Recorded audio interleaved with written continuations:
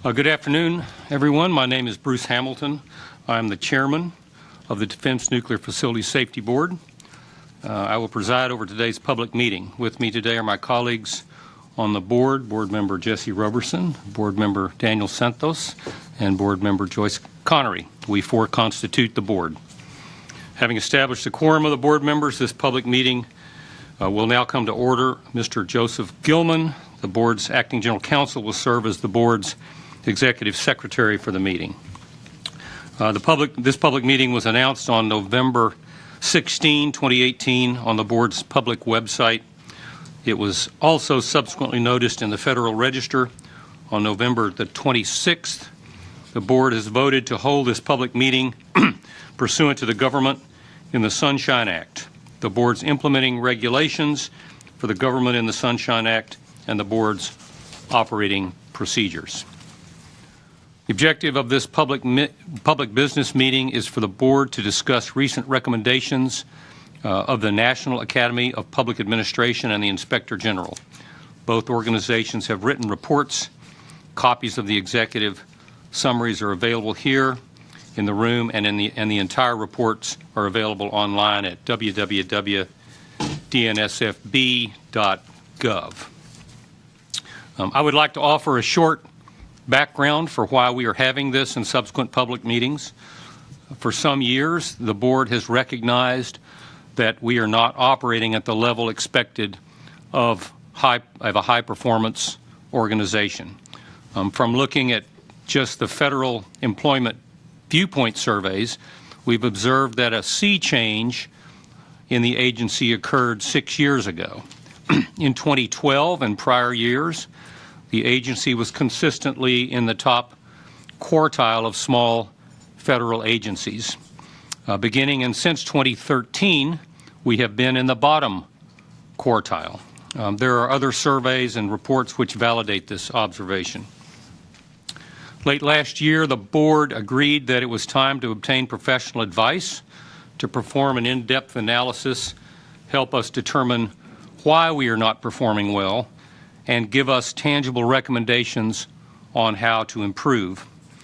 Subsequently, in February of this year, the board engaged the National Academy of Public Administration to perform this task, and I would point out that this was an act of the board alone, this engagement of the National Academy of Public Administration.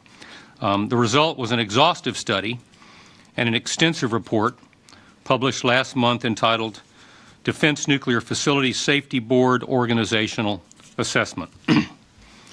In parallel with the work by the National Academy, our own Office of the Inspector General conducted a study of our issue and commitment tracking system, commonly called IACS, and also released a report in November.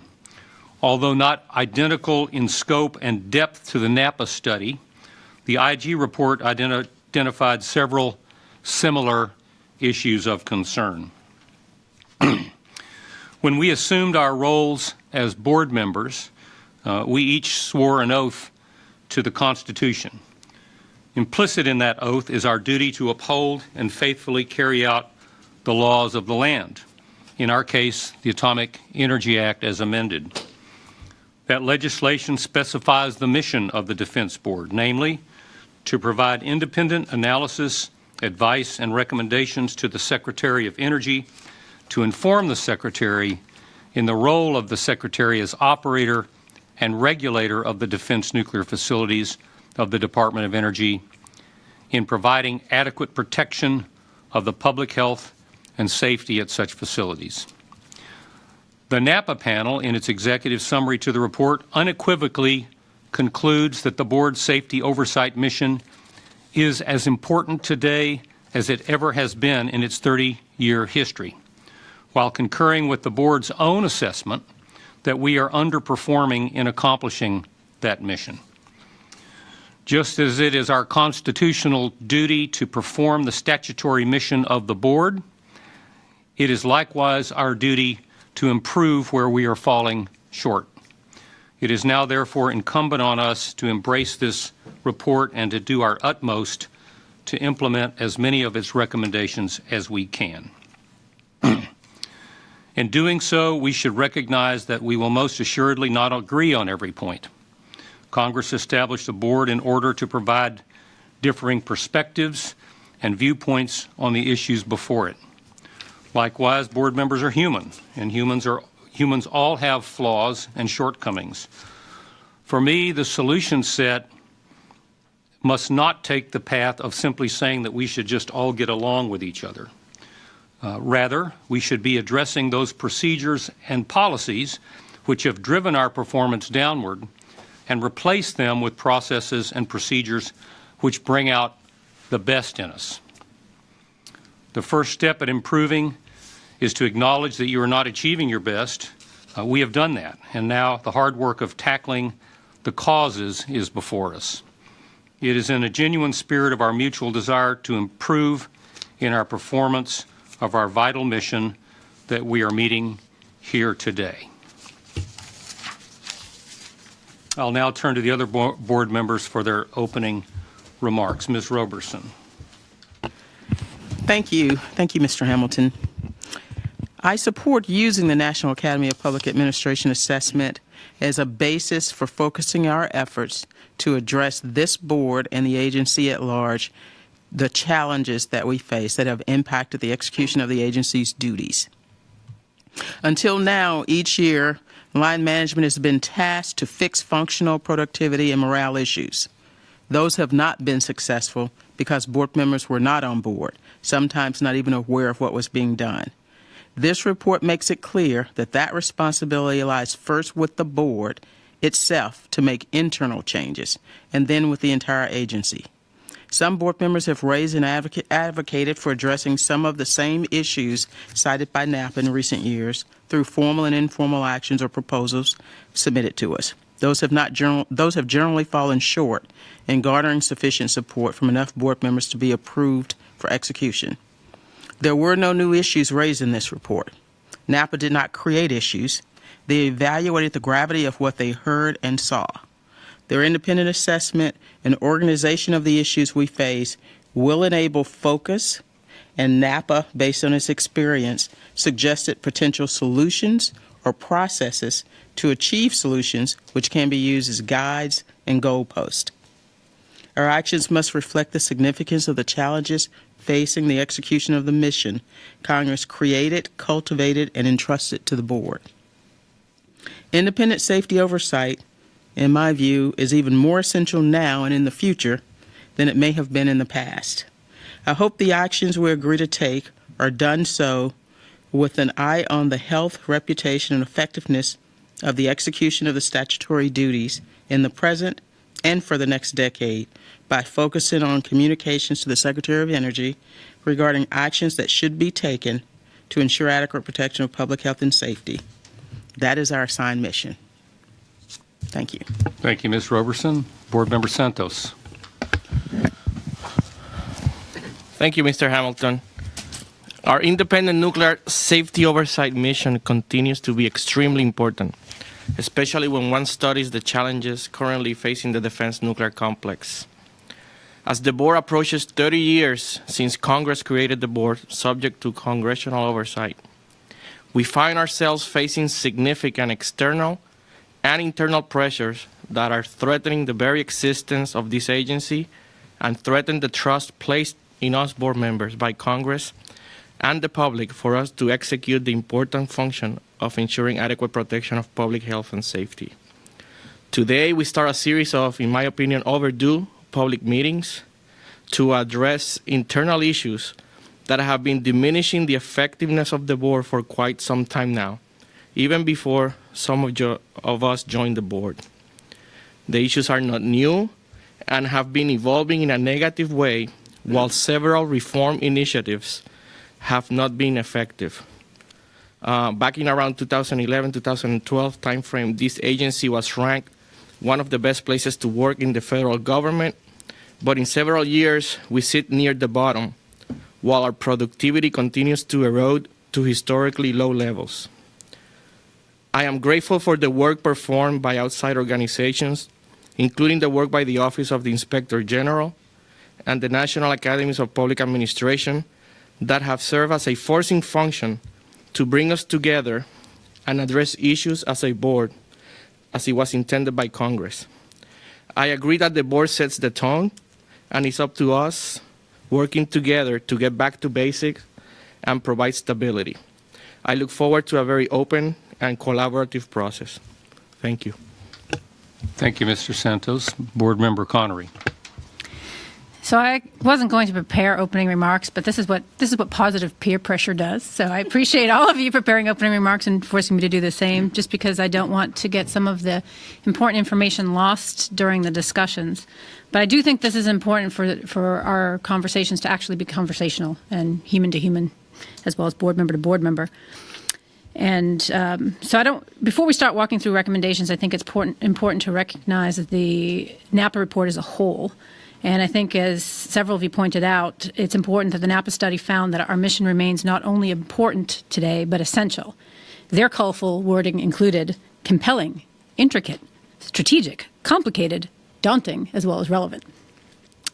NASA also pointed out the decline in the production of staff work. I think there was a necessary oversimplification on the part of NAPA on this item. Quantity of work doesn't necessarily equal quality, and not all work products are created equal. Some of our more recent products have been heftier, both in terms of volume and mass, as well as the technical complicatedness of those works. That being said, we can all attest to the uneven work products in terms of the quality, and that certainly needs to be addressed. The board has also seen, by the board I mean the agency, has seen significant attrition in some of our most experienced technical staff, and the turnover has been problematic in terms of maintaining quality and quantity of product. But I want to point out that if we're going to deal with the issues discussed in the NAPA report, as well as the reports going back several years, we're going to have to create space to allow this to happen. Training our newer staff will take time, and our experienced staff will have to give up that time in order to do so. And any new initiatives are going to have opportunity costs in terms of product. We have a tendency to careen from initiative to initiative and pull staff from tasks, and then complain that the work isn't completed in a timely fashion or that we're not seeing enough product. So as we go through this, I want folks to understand that our staff isn't completely fungible, and to the extent that we use staff to address these initiatives, we might be seeing a slower pace of work product in other areas. The big issues that the NAPA report highlights, the ones which the recommendations are aimed at addressing, include poor communications between board members, between staff members, between the board and the staff, between the agency and the stakeholders, between the agency and Congress. I 100% agree with this analysis that communications is one of our challenges, and we need to work on strategies to improve those communications. Hand in hand with communications is trust. Mistrust leads to an exacerbation in poor communications, and lack of communications leads to mistrust. NAPA pointed out that the board hasn't taken sufficient action to address the FEV surveys. When I joined the board in 2015 with Mr. Hamilton, there were several ongoing initiatives aimed at addressing the survey challenges. In 2017, we initiated another batch, but we missed the boat, and I think Ms. Roberson pointed out why. We delegated the remedy of the issues to the staff, and we, the board, neglected to involve ourselves. This is our chance to do that. And the idea of physician heal thyself, I think we have to start with us. And it's not going to be easy. And I believe we're going to need outside help. We had some outside help from NAPA to address the problem, to articulate the problem. And I think we also need to reach out some more with communications. We certainly need to make somebody's full-time job on the board to work on communications with Congress and stakeholders. That's my view. And we're also going to have to practice amongst ourselves and maybe seek some outside help in that area as well. Active communication, listening to each other, and actually hearing what we're saying. Finally, there's this perennial challenge of the, sorry, I shouldn't use air quotes, but collegial board. I don't believe that we're all using the word in the same way. The first definition of collegial is marked by power or authority vested in equally in each of a number of colleagues. We need to recognize that we are four equals in authority. Yes, Congress wanted a mix of individuals, but not because they wanted us to agree to disagree. They wanted diversity of thought so that we could work out the best possible answers. We should understand that what each other's views are before we vote on issues, not when we're reading each other's vote sheets. We should be asking each other, what would it take to get to a place in which our colleagues, our co-equals, could support? And then we should be able to compromise on many of the issues. There'll be some times when we can't. But agreeing to disagree before we even start or dismissing somebody's input is, in my view, giving up. This shouldn't be a zero-sum game, and we shouldn't look at it as a winning or a losing proposition. Our best products are the ones in which we can all contribute, and we each have unique perspectives and valuable insights. So the last thing I want to talk about, because I think we have to face the elephants and the donkeys in the room, is this notion that comes up in the Napa report that the board has been overly politicized. I don't believe that that is true. I think that we don't have as much discord over the mission as people think. We all believe in the mission, and we all believe in the role of oversight. Where we differ is how to do that effectively. How much focus should be on efficiency? What methods should we use to describe our views to the department? But there's a mythology about these distinctions in our viewpoint that is exaggerated and doesn't represent reality. And I think we have to dispel those myths. As for the politics itself, someone asked me recently if I got, just one of the staff members, if I got instructions or guidance from the White House when I was chair, or if I get any from the Hill. The answer is categorically no. Never happened. I've never been steered in any direction by anybody in the White House or anybody in the Hill, and I would dare say that none of you have either. If they recognize who we are, that would be a miracle. And I've never sought their advice about how to carry out my duties as a board member. Safety has no political party. Whether it's Ernie Moniz or Rick Perry sitting in that chair, my advice on nuclear safety of the complex is the same, and my commitment to their success in providing adequate protection for the public health and safety while they carry out their important missions is also the same. I'm committed to this process to move the agency forward because I believe that our mission is essential, and I believe it enables the department to do its essential mission. Thank you. Thank you, Ms. Connery. Before we turn to the specific recommendations, I just want to restate the process for this meeting that we agreed upon last week when we had planned the agenda. First, we agreed to address each of the report's recommendations sequentially, and we have identified a board member who will lead the discussion for each. We're going to do 4 today. Second, we agreed to allocate a specific amount of time for each recommendation, understanding that should we not have enough time to complete our deliberations on that particular recommendation, we will have the opportunity to return to that recommendation at a future meeting, and I will act as the timekeeper to make sure we don't go over. Third, we intend to place each recommendation or sub-recommendation into one of 3 categories. 1, closed without further deliberation. 2, assigned to a board member for follow-up actions. Or 3, tabled to be discussed at a future meeting. The acting general counsel will tabulate a list of the disposition of each recommendation and or sub-recommendation, and at the end of this meeting today, I will ask him to review that list of the items we've discussed today. Are there any questions or deltas with the board members to what I just said about our process today? Hearing none, I get the first item in the agenda, and I'm going to briefly read the highlights from the recommendation, and then we will discuss. There's actually 3 sub-recommendations in this. So recommendation number 1, refresh board leadership. Take actions to bring in new DNFSB board members who can approach the board issues, organizations, and people with energy, dedication, and commitment. There were 3 sub-recommendations. The first, which we're going to talk about them in sequence here, the first is that the board chair should contact the White House and Congress to pursue appointments of new board members to replace the 3 current board members who are serving in expired terms. In addition, measures should be taken to encourage action to fill the open board seat. I am on the understanding right now is that the White House has, in fact, nominated three board members, myself, Board Member Roberson, and a third board member, Ms. Lisa Vickers. And I understand that they are working a fourth, although the General Counsel asked him not to provide a name for me. So I believe this sub-recommendation we can consider closed unless there's any discussion. And of course, we're getting ready to have a Senate recess, so the process is going to be recycled, but the process is still in place. So yeah, are there any questions or comments about this or discussion?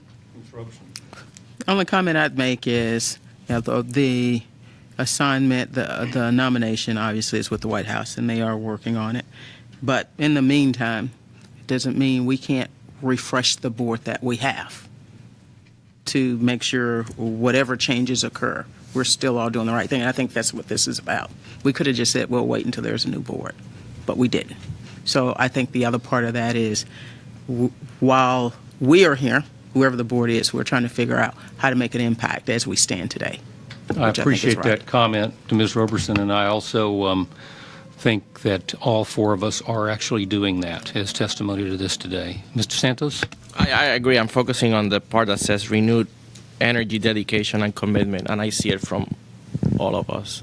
So let's continue that. Okay, I'm not hearing any objection to consider this sub-recommendation as closed, recognizing that there's a lot yet to be done by the administration and Senate, but for us, I think that there's not any action. Item 2, sub-recommendation 2, board members should also pursue legislation with Congress to restrict board members from serving after the expiration of their terms, which is consistent with the authorizing statute of the board members of the the commissioners of the Nuclear Regulatory Commission, which is an organization engaged in a similar field to us. My initial reaction to this sub-recommendation when I read it was this would be a forcing function on the part of the administration, whichever one it is in the White House, and as well as the Senate, to put our nominations and confirmation and appointment at a higher priority. So that would be a good outcome of this, but I just want to open up the table for further ideas and discussion. So I kind of like this recommendation, except I would say having the hard deadline that the NRC has, the challenge is always the chance of falling below quorum, and that's happened in a number of instances. So I think that we could perhaps look at other models in which there is a softer deadline. In other words, they don't have to end on October X of the year in which they are going to expire. But I think there are some other boards or commissions in which there's a tail that's allowed for a short period of time. But I agree with you. I think it is a forcing function for both the White House and for the Senate, but it's also make sure that we keep our Senate and congressional interlocutors informed of the board and its importance. So it's also a forcing function on us to maintain those relationships with the stakeholders, which is also a recommendation that NAPA has later on. So I'm not a fan. Let me just say. And the reason I'm not a fan is I'm not sure what problem we're solving. Our issues today are not really Congress's problem. They're of our own creation. It's the board's creation. And I think we should focus on them. This may be I'm not adverse to it. It may be a fine thing to do. But I agree with Ms. Connery. In the last few years, as we've struggled with what reforms or initiatives to take, we've seen other models out there. And it depends on what problem we're trying to solve. Listen, in my view, even if somebody's confirmed, if the Congress and the President say, you're out of here, we serve at the pleasure. So I don't need to wait for a targeted date if I'm not doing the job. I think the front end is, and we'll talk about that next, is really important. It is important to get the right people on the board. But this assumes if we don't, then we wait 5 years and they're gone or whatever it is. I don't see that. What problem that's solving with what we have now. I'm not adverse to it. I just don't think is going to solve the problems that we're facing. Just for clarity, my remark a minute ago was not intended to say I support it. I'm just pointing out the only obvious advantage to it is the forcing function. Mr. Santos, do you have any points on this? No, like I said at the beginning, the board is 30 years. We're subject to congressional oversight, and if there's ideas on issues that needs to be addressed structurally, we need to find a process that we engage our congressional, stakeholder and evaluate many ideas. There's many models out there. I think I'm hearing you say in different words what Ms. Connery said. Similar, yes. I'm not hearing any consensus that we want to pursue this in legislation. Is there any? Well, I'm not sure we can pursue it today, but I'm a fan of seeing are there elements of other models that might actually get to the motivation behind some of the issues that we're experiencing. I don't think we've exhausted that. So I don't think we're going to do it at this table, but I don't think we ought to not consider other models. So I think we should put it in the table category, number 3. Because I think this is just one element of other elements that may get rolled into potential, proposals that we should work with congressional stakeholders. Let me offer that we put it into category 2, and I will take it to research Ms. Connery's question as to whether there are other boards and commissions that have a variation on this theme, and we'll bring it back at a future board member meeting. Is that? I'm getting nods. So I'm okay with that. I also think that maybe further down the road we'll be talking about other legislative proposals, and so we should be considering a number of legislative proposals, perhaps in a package when we get to the next conversation in your topic, but also in later topics. So there might be several things that we're looking at for legislative proposals. To Ms. Roberson's point about what problem we're trying to solve, I think we're also trying to anticipate a problem. I don't see this is not a claim on any of the board members that are serving now, but I can imagine a situation in which you have a board member who is serving at the will of the president, but is not egregiously causing problems, nor are they helping to move the mission forward. And with the comfort of knowing that if they fly under the radar, that they don't have to answer questions for Congress in a renomination, then I think that that's not good governance. So for that reason, I think that we should consider a limit. And I understand what you're saying, and maybe my base and my view is a little bit different in that I've seen this board operate at its best, and it operated at its best with an expired chairman for 5 years and expired board member. And it's really about how the board works together as a team, not about the external factors that create that threat. Sometimes you need that, I get that. But I still say it's up to us inside the board to address the issues. Anything can work, and I don't disagree with you. It could work, but I don't think it's going to solve a problem. All right, what I've heard is that we're going to table this issue, but I'm going to research boards and commissions that may have different models and offer those up at a future meeting. Is that what I've heard correctly? Okay, so I'll let the General Counsel make a note of that. All right, the third and final sub-recommendation is that the board members should request legislation from Congress that directs the National Academy of Sciences to maintain an ongoing registry of potential board member candidates to forward to the White House whenever a vacancy on the board arises. Apparently modeled after a similar process with the Nuclear Waste Technical Review Board, which was established around the same time as we were. This approach would help ensure board members access to individuals who are respected experts in the field of nuclear safety with the demonstrated competence and knowledge relevant to the independent investigative and oversight functions of the board. My initial reaction to this is this actually sounds like a good proposal if we can agree on what those characteristics are. So that may be the harder nut to crack, is agreeing on how the National Academy of Sciences what they should be looking for.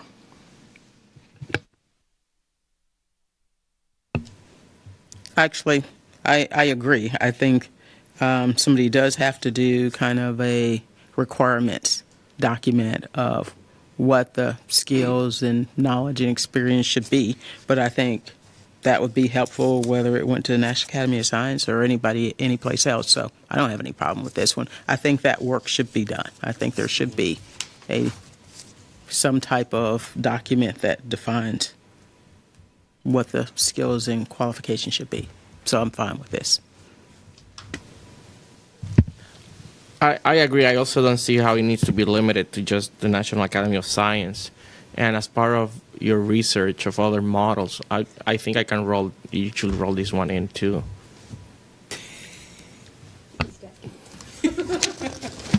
Help me understand how you would have other. If there are other agencies that have developed a list of requirements. Oh, other than the Nuclear Waste Technical Review Board? Yes. Well, we can poke around and see. This was the recommendation by Right. NAPA. Understand. But there may be others. So that would be my comment. So I agree with the notion of having a list that it lives somewhere, recognizing that the White House can take its prerogative and nominate anybody that would like to.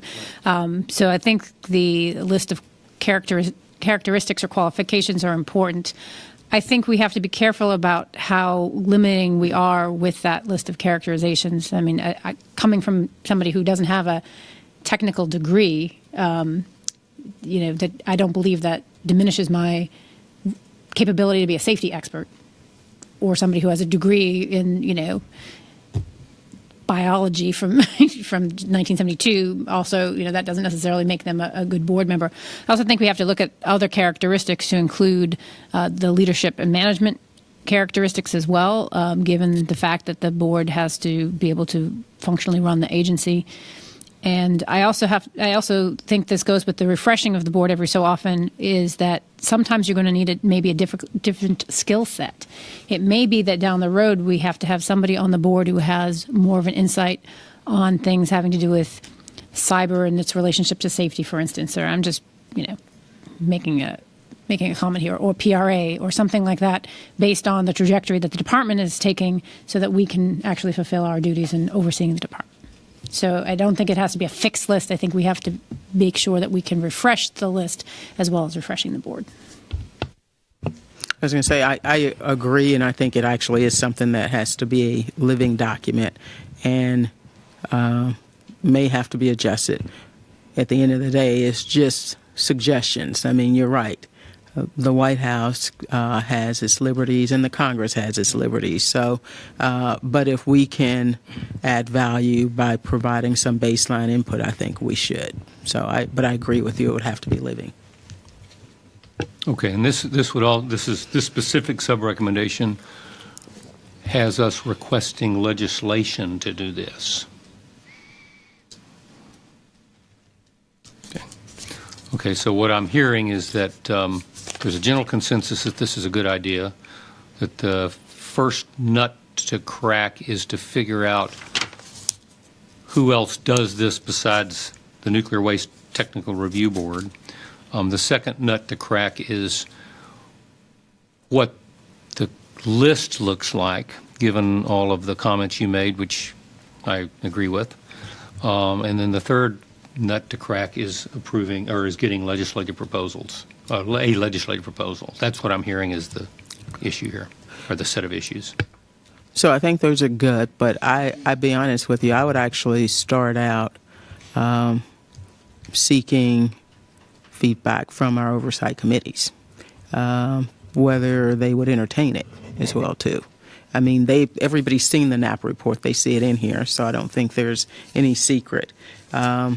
I think the path you laid out, I just think we need to integrate that somehow with not just sending something out, but talking. Okay. Maybe even to the White House. Maybe that's the first step. before we go and start creating a resume punch list, is to see if there's an appetite for this. I think an overarching theme we're gonna see across, and I'll cover some when I get to recommendation 4, is the need to improve the whole, what I call, congressional affairs and stakeholder management. And to me, that sits at the top, and a lot of these proposals should then follow that improved process. So I don't think we have to talk about that now, but we have to talk about it at some point, because all of this should follow a better process than what we have today. So I don't disagree. I'm a big, if I said this before, I'm a big proponent of having somebody help us talk to Congress and to talk to them more often. I would say, though, we should talk to our oversight committees about both of these proposals that have to do with the structure and nature of the board. I do think, though, that the exercise in and of itself of describing what we think would a board member candidate would look like would be helpful in general, because I know we've all been asked by somebody in one party or the other, or in some cases both parties, who do you suggest we consider? And so we've all been put in that position. So us having a common understanding of what we think those characteristics are, regardless of whether it gets into a legislative proposal, I think is a good and useful exercise for us to go through. I agree 100%. I think doing that is important. My only point is, once we do that, we need to make sure we are communicating with those parties that we would send it to. So I think we definitely should do it. All right, I'm going to propose that we table this one until we've had enough time to discuss other potential legislative proposals and the whole, how do we improve our outreach and liaison with our oversight committees. Is that a reasonable thing to do? Okay. Did you capture that, Mr. General Counsel? All right. I wanted to, before we close this topic, I wanted to read a paragraph out of our enabling legislation regarding legislative recommendations, just to kind of refresh all of our memory. This is out of the Atomic Energy Act, Section 320, and it is in our enabling legislation. Transmittal of certain information to Congress. Whenever the board submits or transmits to the President or the Director of the Office of Management and Budget any legislative recommendation or any statement or information in preparation of a report to be submitted to the Committees on Armed Services, Appropriations, and Energy and Commerce of the House of Representatives and the Committee on Armed Services, Appropriation, and Energy and Natural Resources of the Senate, pursuant to Section 2286EA of this title, the board shall submit at the same time a copy thereof to such committees. That's a mouthful, but what it says is, when we submit a legislative proposal to the OMB or the White House, we're supposed to tell our oversight committees. That's what this says. And we don't need to discuss that. Since we're talking about legislative proposals, I wanted to kind of refresh our collective memory so that we don't forget that this is part of the Atomic Energy Act that we have to abide by. So I have no further discussion on recommendation 1. Did you want to say something? It doesn't say it in the reverse, does it? It doesn't say that if we send something to the Hill that we have to send it to OMB in the White House? No, it does not. Interesting. Yeah. That means it never goes that way. Okay, I think that's everything I wanted to talk about on recommendation 1. So hearing no other comments, we're going to move to recommendation number 2. We do have a break here. We're running about 10 minutes ahead of schedule, but the next section is on mission, vision, and principles, and Ms. Connery is going to lead this. Do you think we should take a break now, or do you want to just push through and do this one? I think we start it. Okay, so let's go ahead. We've got half an hour allocated to this, and then we'll take a break after that. Ms. Connery. unless any of you have to take a break beforehand, and then just let me know and we'll stop. So I just want to set at the outset, I noticed how the first section went, where Mr. Hamilton presented, and then he got all the actions. And so I'm a little skeptical of having the recommendation that says establish mission, vision, and principles for the DNFSB and potentially being the Stuckey. But that being said, so recommendation 2 is a short paragraph, but there's a lot packed into it, and kind of big, important things, I would say. It says the board members should work towards having a common understanding of the board's mission and develop a new vision statement to characterize how it would like the organization to evolve over the next 2 decades and beyond. It said it should have an accompanying strategic plan that sets forth steps to for the organization in order to realize that vision. And it says that we should announce a unified commitment to remediate to the current climate of disputes that has become so ingrained and an attribute of its work culture. It talks about dedicating ourselves to adopting the best practices for operating in a deliberative body. And then it talks about how we should establish, after we establish a strategic plan, how we should pursue that strategy. So that's a lot because it encompasses 2 very distinct things in my mind. One is more on the behavioral side of the house, and the other is on an actual practical issue, which is strategic planning. So no shock to you all, I'm a big proponent of strategic planning. I think that the process of doing it is as important as the outcome. So the last time we tried this, and I kind of chaired that effort, and it met with limited success. Ironically, I kind of modeled this process on something that I had done when I was at the NSC, in which I got 47 countries to agree to an outcome, including India, Pakistan, and Israel. And you folks are a lot harder than it was to get those folks to agree on something. But I think part of the problem was that we were up against a deadline, and it was a check the box exercise at that point in time. And I think we all treated it as such, and I think that was problematic. I also think, much like we talked about the solution sets, we delegated down to the staff to deal with some of the problems that we were having. In this case, we didn't involve the staff, and we kept the strategic planning to ourselves. And I did a lot of research at the time with regards to strategic planning, specifically for federal agencies. And one of the first things that they tell you is that you should do it in conjunction with your senior management, and we didn't actually do that. And I think the other problem that we had was we focused it on the statute. And we focused it on the statute because we don't disagree with the statute, because we can't disagree with the statute. We all kind of salute smartly to it. I think that one, we do need a strategic planning process, and I'm going to ask you if you all agree to that. I think that it shouldn't be time-driven. I think it should be process-driven. And I think we should look at where the department's going in the next 5 to 10 years and take that as the outset proposition and flow our strategic plan based on how we're going to react to the issues and challenges that the department's facing.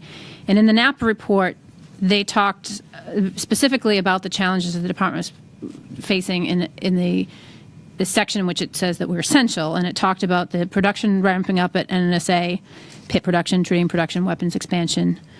Talked about waste remediation, WTP, tank side, cesium recovery. Those are just examples of of the things that they have to look forward to, and the fact that they're hitting high hazard decommissioning. They talked about aging infrastructure, which we can all attest that we've been seeing a lot of our staff reviews. The mission is enduring, but the buildings aren't, I guess, is the short takeaway from that. So there's different postures that are required with mission changes. Engineer controls might be more challenging, and we might be relying on admin controls. This will make maintenance more difficult, or more important, I should say.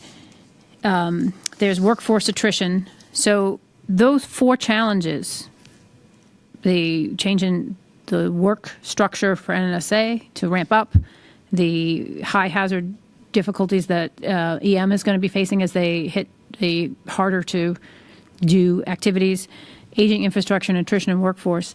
I think around those challenges that NNSA and DOE are facing, we could then have a strategic plan of how we're going to approach giving advice to the Secretary based on those things. So my first proposal to the board would be that I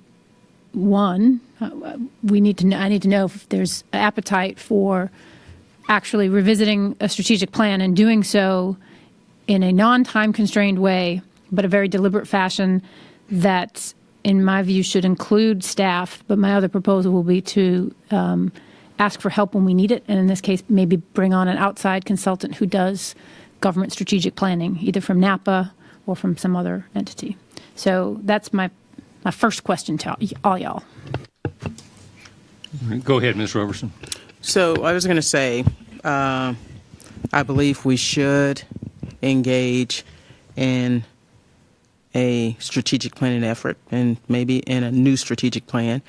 I will say it's more where we've run into trouble, not just this last time, but times before. It's not just a time constraint for some artificial reason, but this last time we also ran into where the staff below was generating performance metrics and they had to meet the strategic plan. So I think we should let business as usual proceed for the next year. And if we're going to have a real effort, we have a real effort. The one thing I would say is I think the board should have its strategic plan, not DOE's strategic plan. So I think we can breathe in and breathe out based on how many of DOE activities. But I do worry that we not base our oversight on looking at exactly what they're doing every time. We shouldn't be looking down the same pipe. And so I agree with you. I think someplace we haven't paid enough attention to is aging infrastructure. I'll just say safety controls in general. We are increasing that, but I think there are areas that DOE may not be paying as much attention to for whatever its own reasons, but we probably should. So I'm just cautious as we proceed that we make sure we produce a strategic plan for oversight. Okay. I support the notion. I also support we should not be time constrained, but I think we need some additional first order exercise to see if there's alignment before we embark on a strategic plan. So even higher than that. I think there's some definitions of how we're going to approach our work itself that should be clarified. I think we have ways to go in doing a better job explaining how our independent oversight is going to be carried out, meaning being more predictable, more transparent, better communicating our risk methodologies, better communicating how we're going to remain focused given a scope of work. And I think we need to define some of those high-level approaches to the fundamental way we're going to conduct oversight to all stakeholders, and then derive a strategic plan, that will follow from that. So I support the initiative. I just think we need some at a higher level of work first. First of all, I want to thank you for shepherding this last time, even though I know it was a bit of a rock soup kind of exercise. You had a job that gets no thanks, and you pushed through and got it done, even if it wasn't something that you really wanted at the time we got it done. I can't agree more that when we try to do this under time pressure, we get into trouble. And when we link it to the annual cycle of reports that we're required to give and so forth, we end up having to get it done rather than doing it right. So that's what we were faced up against before. I also think you're right on the money, Mr. Santos. There's a very complex set of other issues running in the background. Having said that, and agreeing with you that that's the case, I'm not sure we can wait until we've solved all of those other issues to tackle this again. And again, we may end up like last time where we don't quite get it right, but we get it closer. So I don't want to wait until we do these other higher order issues that you're talking about. One of them being this, voting and dispute process, which is not part of this one, but I'll bring it up.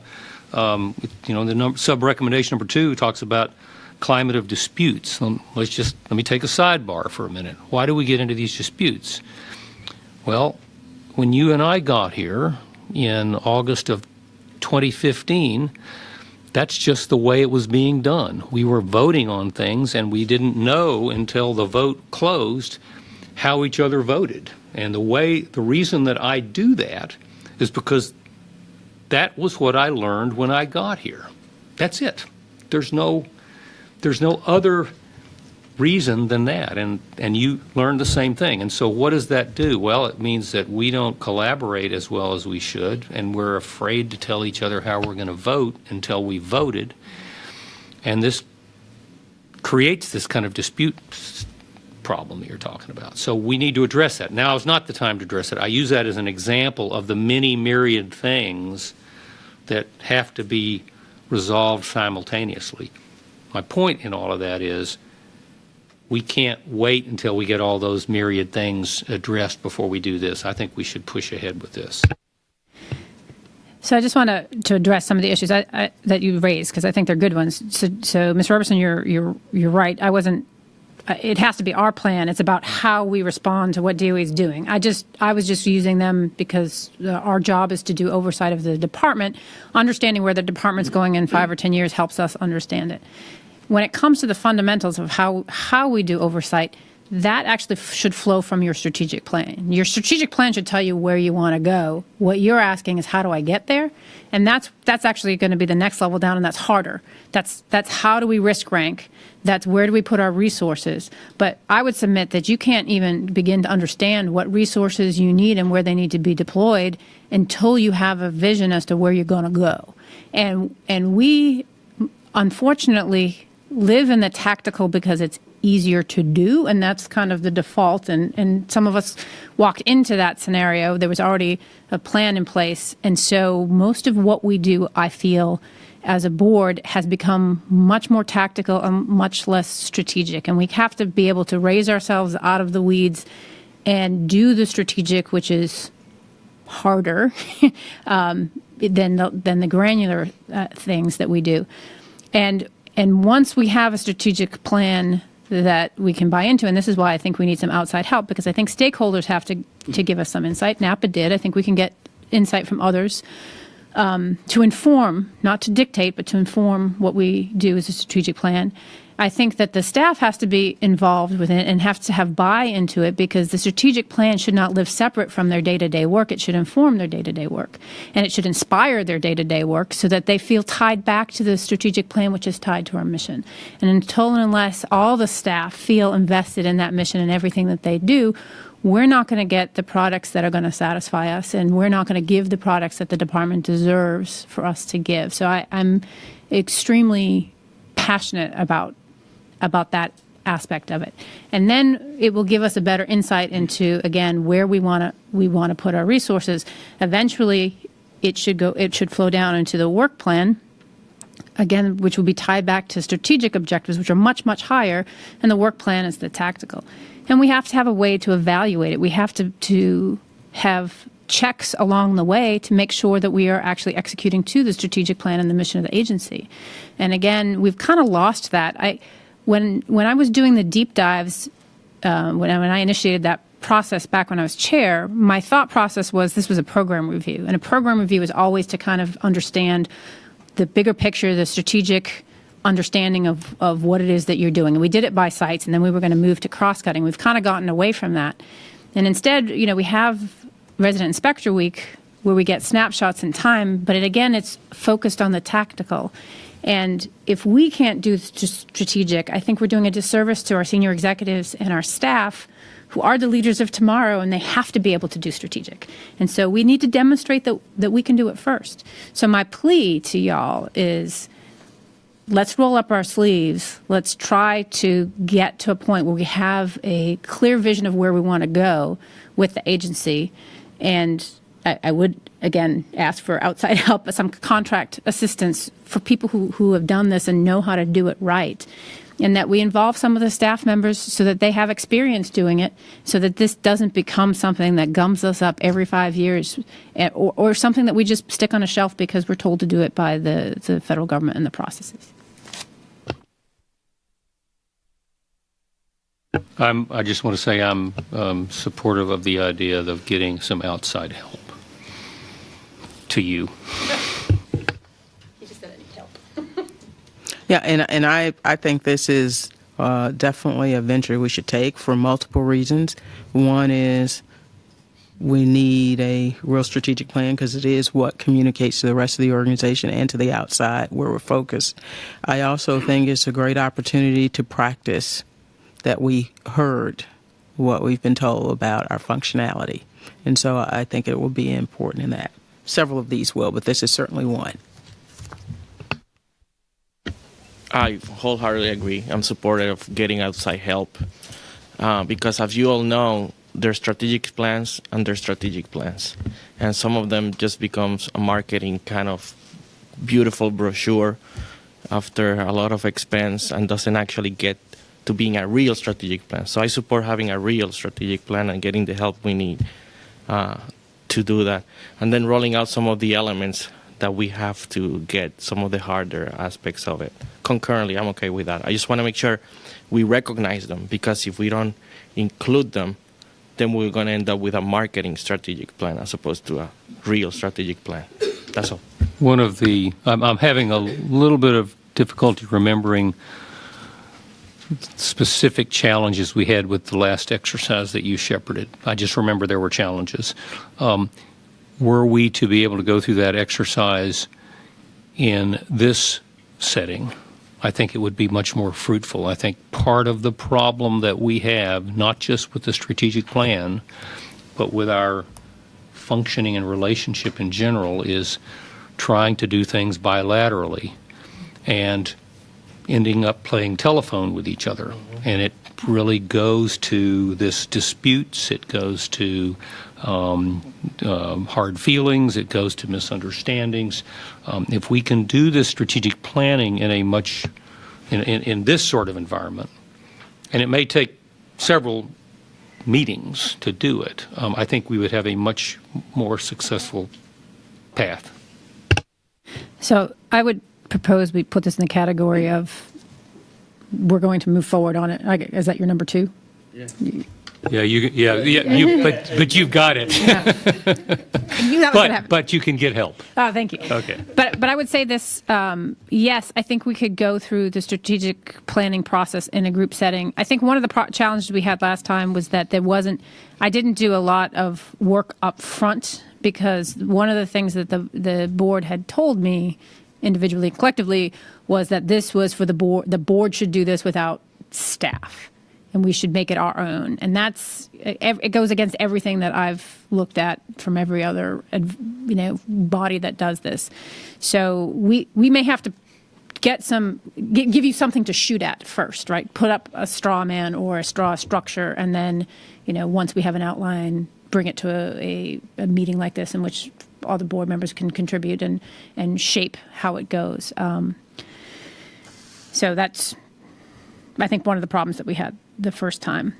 So according to the... May I address that point? Sure. I think that's the right way to do it. We get outside help to be the Sherpa for this.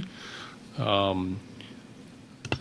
The outside help, the Sherpa, gets with us individually, starts building a straw man, gets with the staff, puts all that together, and then in this setting we start, it's the straw man that we start challenging and seeing where the consensus is. So I think that's exactly what we need to do.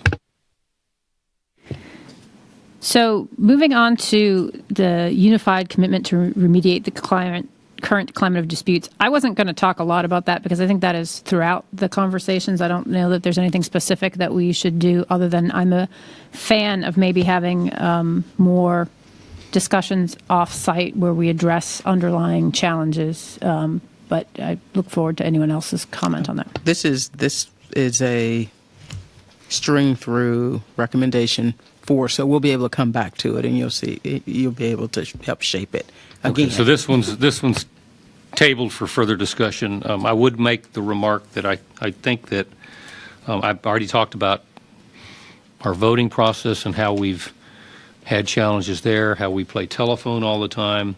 The Government in the Sunshine Act drives us in directions that probably aren't healthy for us. It drives behaviors. It's driven us into this bilateral negotiations. And I have been a proponent, although I haven't been as vocal as maybe would have been beneficial, but I've been proponent of doing these kinds of public meetings for quite some time, as I know Mr. Santos has been, and I think everybody is comfortable doing them. But I think if we can do more and more of these public meetings, we can drive the behaviors away from those kinds of things that are causing these disputes. So that's just my thought on that. But we'll put this in the tabled for future discussion category. Okay, so sub-element 3 talked about adopting best practices for a deliberative body, and again, there's a lot of overlap with that. That's in section 4.2 of the report. The first is to agree on a clear mission and strategic vision, which I think we just discussed. We were about to embark on outside of this.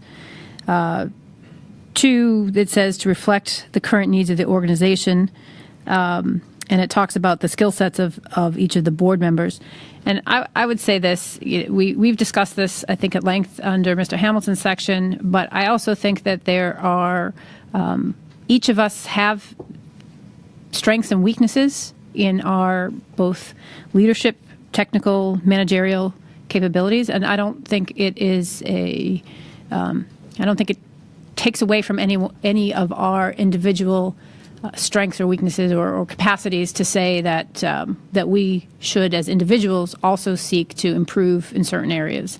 Again, it's not about what's wrong with each of the board members, but I think we could all say we're a learning organization. We're also learning organisms. So I would be a proponent of any individual board member that sought to strengthen where they think that they have personal challenges themselves.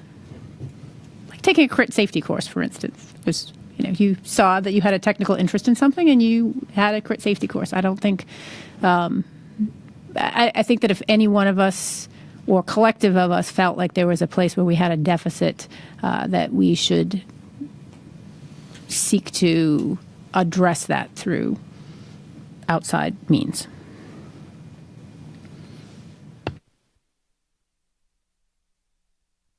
Did you want comments on that? If you'd like to give one, sure. Well, no, I think that's in life in general, no matter where we are. I mean, we should always be introspective and understanding what our strengths and weaknesses are. I have some strengths, I have some weaknesses. I don't tell anybody what my weaknesses are, but that doesn't mean I don't know them. And I think you're right. It's, as professionals, we want to be the best professional we can. I think the point they made and you emphasize is right on. And I'd like to thank the former staff member who sent us all copies of the Dale Carnegie book. Helpful. And then third, it says interact respectfully, honestly, and cultivate mutual trust. I think the beginning of trust is communication. The more communication we have, the less mistrust there is. I think there'll be chances to talk about team building later on in the section that Ms. Roberson is going to look at, and maybe a conversation about conduct going forward. So I will wait to finish that later on. The freely exercising dissenting opinions. I'm not sure that we have a problem expressing dissenting opinions. I think they meant before we voted, but I think some of us are quite clear where we stand on things and maybe a little too clear. We need to be able to describe where we stand on something, but also where we'll move on something. I think that's actually the bigger challenge, is to say not just what I don't like, but what I could live with. Oh, you said you ended with what I was going to say. I think that's the practice that is important. It's the practice I remember from my experience with the board in the past is all board members. I mean, I've seen there's a one of us that's been on every board, but I think the thing we have to practice is finding out where that point of intersection is, because everybody has some value they bring to the decision making, and that, to me, that's what collegiality is. You started with that. It's respecting that even though I may have a strong opinion, the goal is to get the best decision out of the totality of the brain power of the board. So I think it is a good practice, and it may be something hard for us to practice on. What is it you need to be able to support this? What is it that bothers you about this? Can we address that? I think it's an understated point. What I experience is that we all do a great job of communicating our analysis, our needs, and things we can live and we cannot live with. I think what's lacking is that feedback loop and going back and are your needs being satisfied or not. So I think there's room for work there. So maybe as we talk, go ahead. I agree with you. I just want to emphasize it's never like an individual thing. Yeah. What I personally is, what do I think is the best way to act or to communicate or to say this? At the end of the day, I believe everybody wants to do what's necessary to add value to ensuring safety is considered. But it's the compromise in how, not what, to me. Yeah, I agree with that. Is this the kind of thing that belongs in a code of conduct?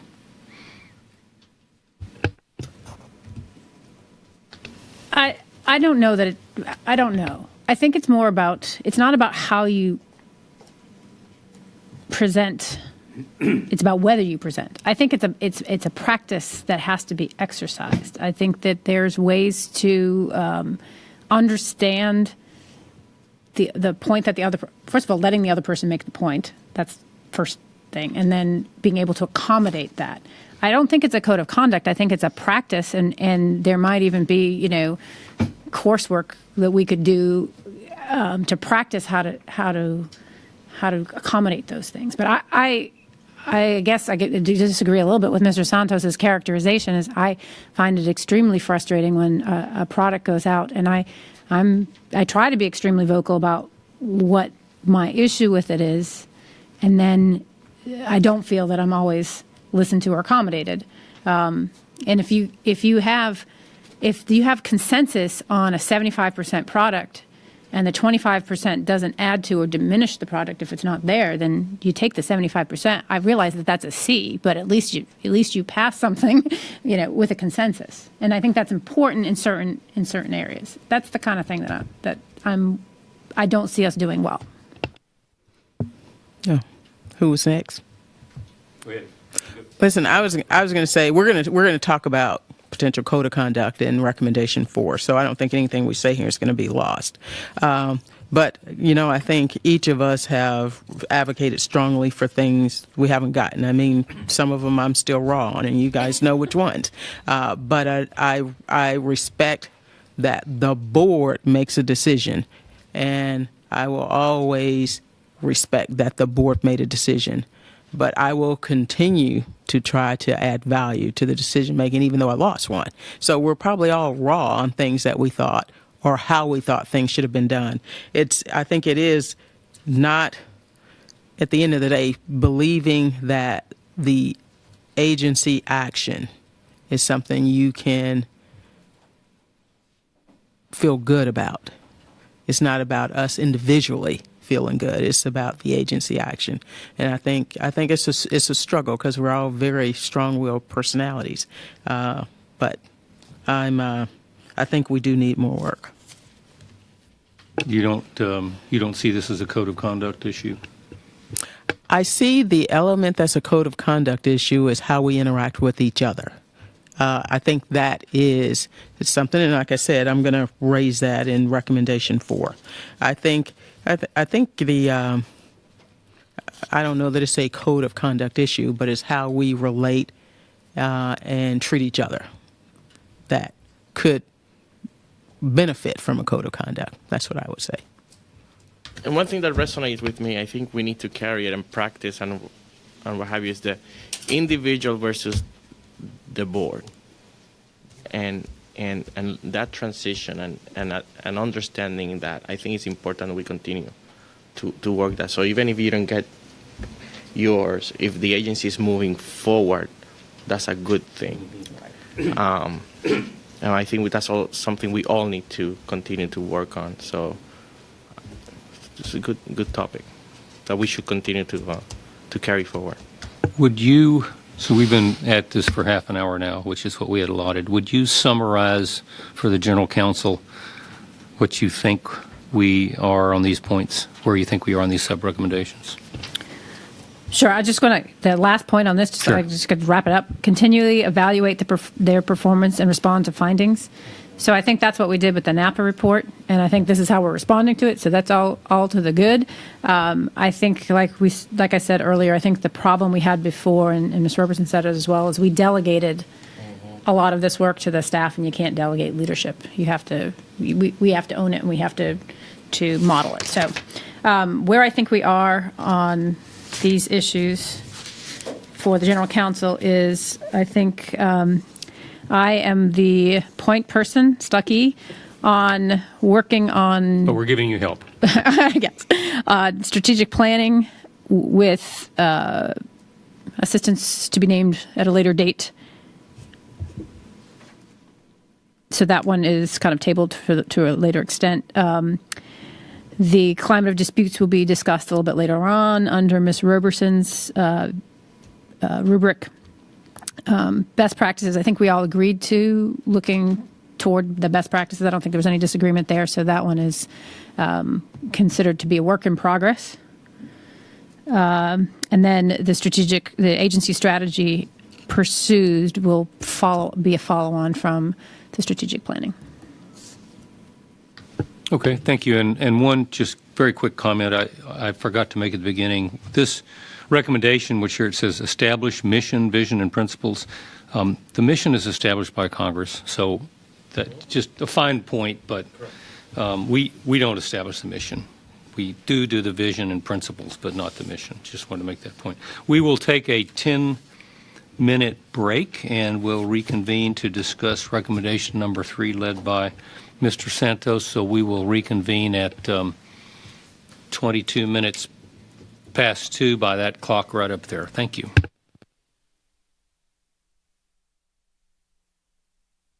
We are reconvening this public meeting with recommendation number 3, with a discussion led by Board Member Santos. Thank you, Mr. Chairman. Recommendation 3, the board members should engage in publicly open discussions and work with the Congress and the Department to formally define its legal jurisdiction along with its role and responsibility. So I like to parse this a little bit.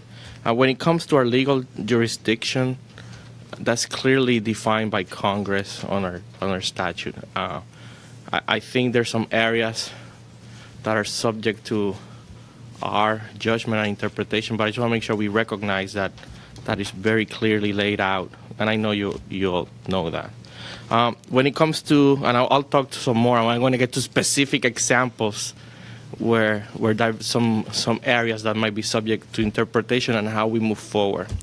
When it comes to the board members should engage in publicly open discussions, my observation is we're doing a very good job of that in areas where there's alignment. I think our recent practice has been to increase our transparency and our ability to engage publicly, which is something I've been supporting, and I want to thank all the board members for engaging it, whether it's technical hearings, public meetings. So that part is, to me, is working well in areas where there is alignment.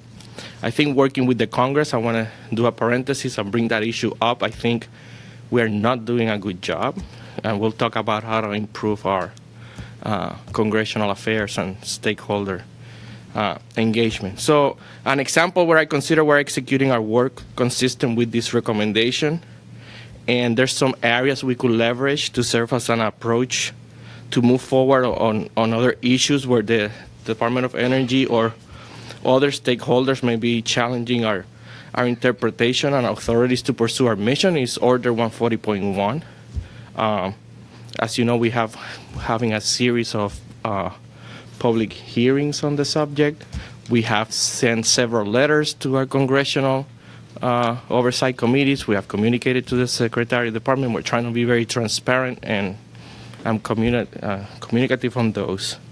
So what I hope happens at the end of this whole issue with 140.1 is that we can reflect back what worked well, what didn't work well, what should be codified in our agency infrastructures in terms of procedures to continually continue to execute this recommendation. So I do agree with the recommendation. And before we move into the other topics, I will get your perspectives on what I just said.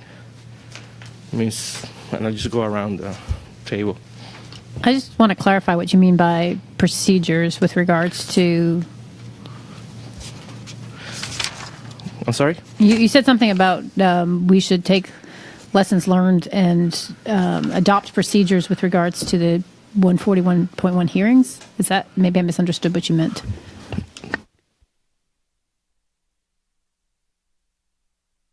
Figure out the best practices from a process that is publicly available, that we gather the best practices and we codify it into our infrastructure. I'm not necessarily talking about 140.1. I guess examples of what I'm not following what you want to proceduralize or codify. For example, the way we decided to have letters to congressional oversight committees, or the number of having public hearings and meetings, kind of have an expectation laid out for the staff and ourselves of how we ought to proceed. Because some of this is being reactionary, it's being kind of ad hoc. So, go ahead. Are you done for now, Ms. Connery?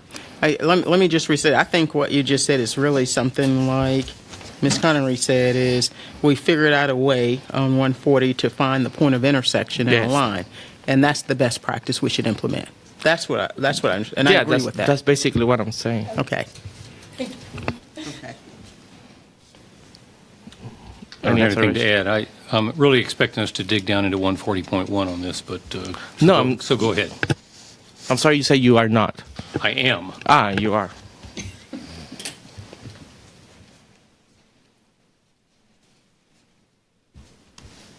So on 140, I think we have a process laid out. We have an upcoming public hearing in February. So we have feedback from the department. We're going to have feedback from the public hearings. We have work done by the staff in generating, red line strikeouts, what have you. My expectation is shortly after we come from our last hearing, we consider getting together and saying, okay, what, if anything, we want to recommend to Congress on 140.1. Because it's becoming more clear to me that we're going to need some help on the topic. And my hope is, as we discuss better ways to do congressional engagement, affairs, and all of that, we can pilot all of these new procedures and ways to find alignment using 140.1 as a model to start implementing our best practices.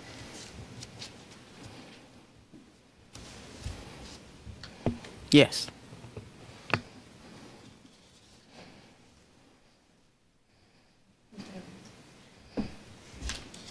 I don't have anything to add at this point.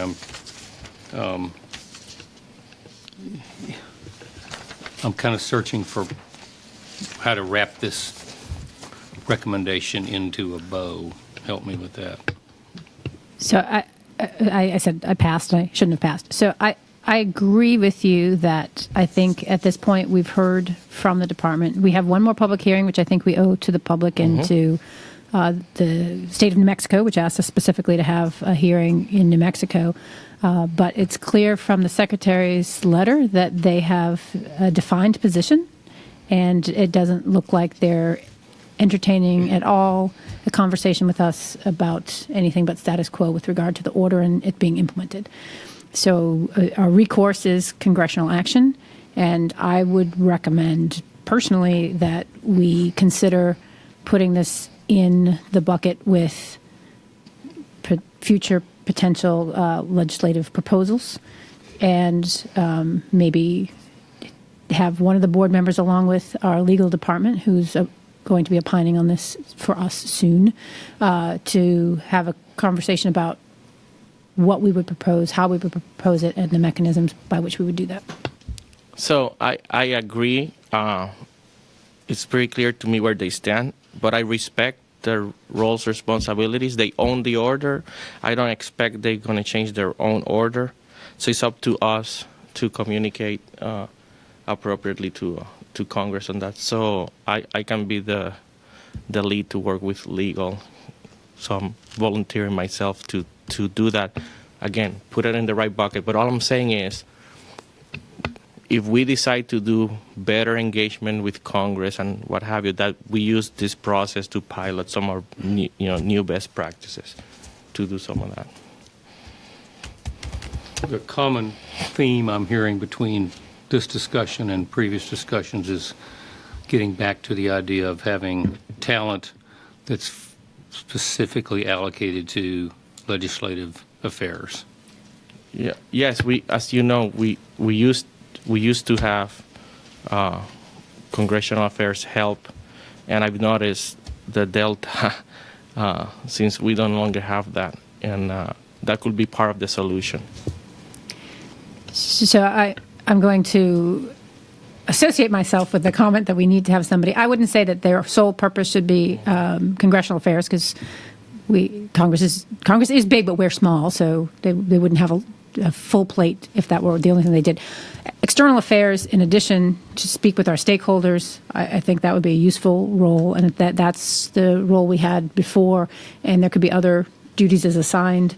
I think that we should come up with a position description that we all agree to, and then decide to go out and recruit somebody who has legislative experience to do that. I think it's not just about 140.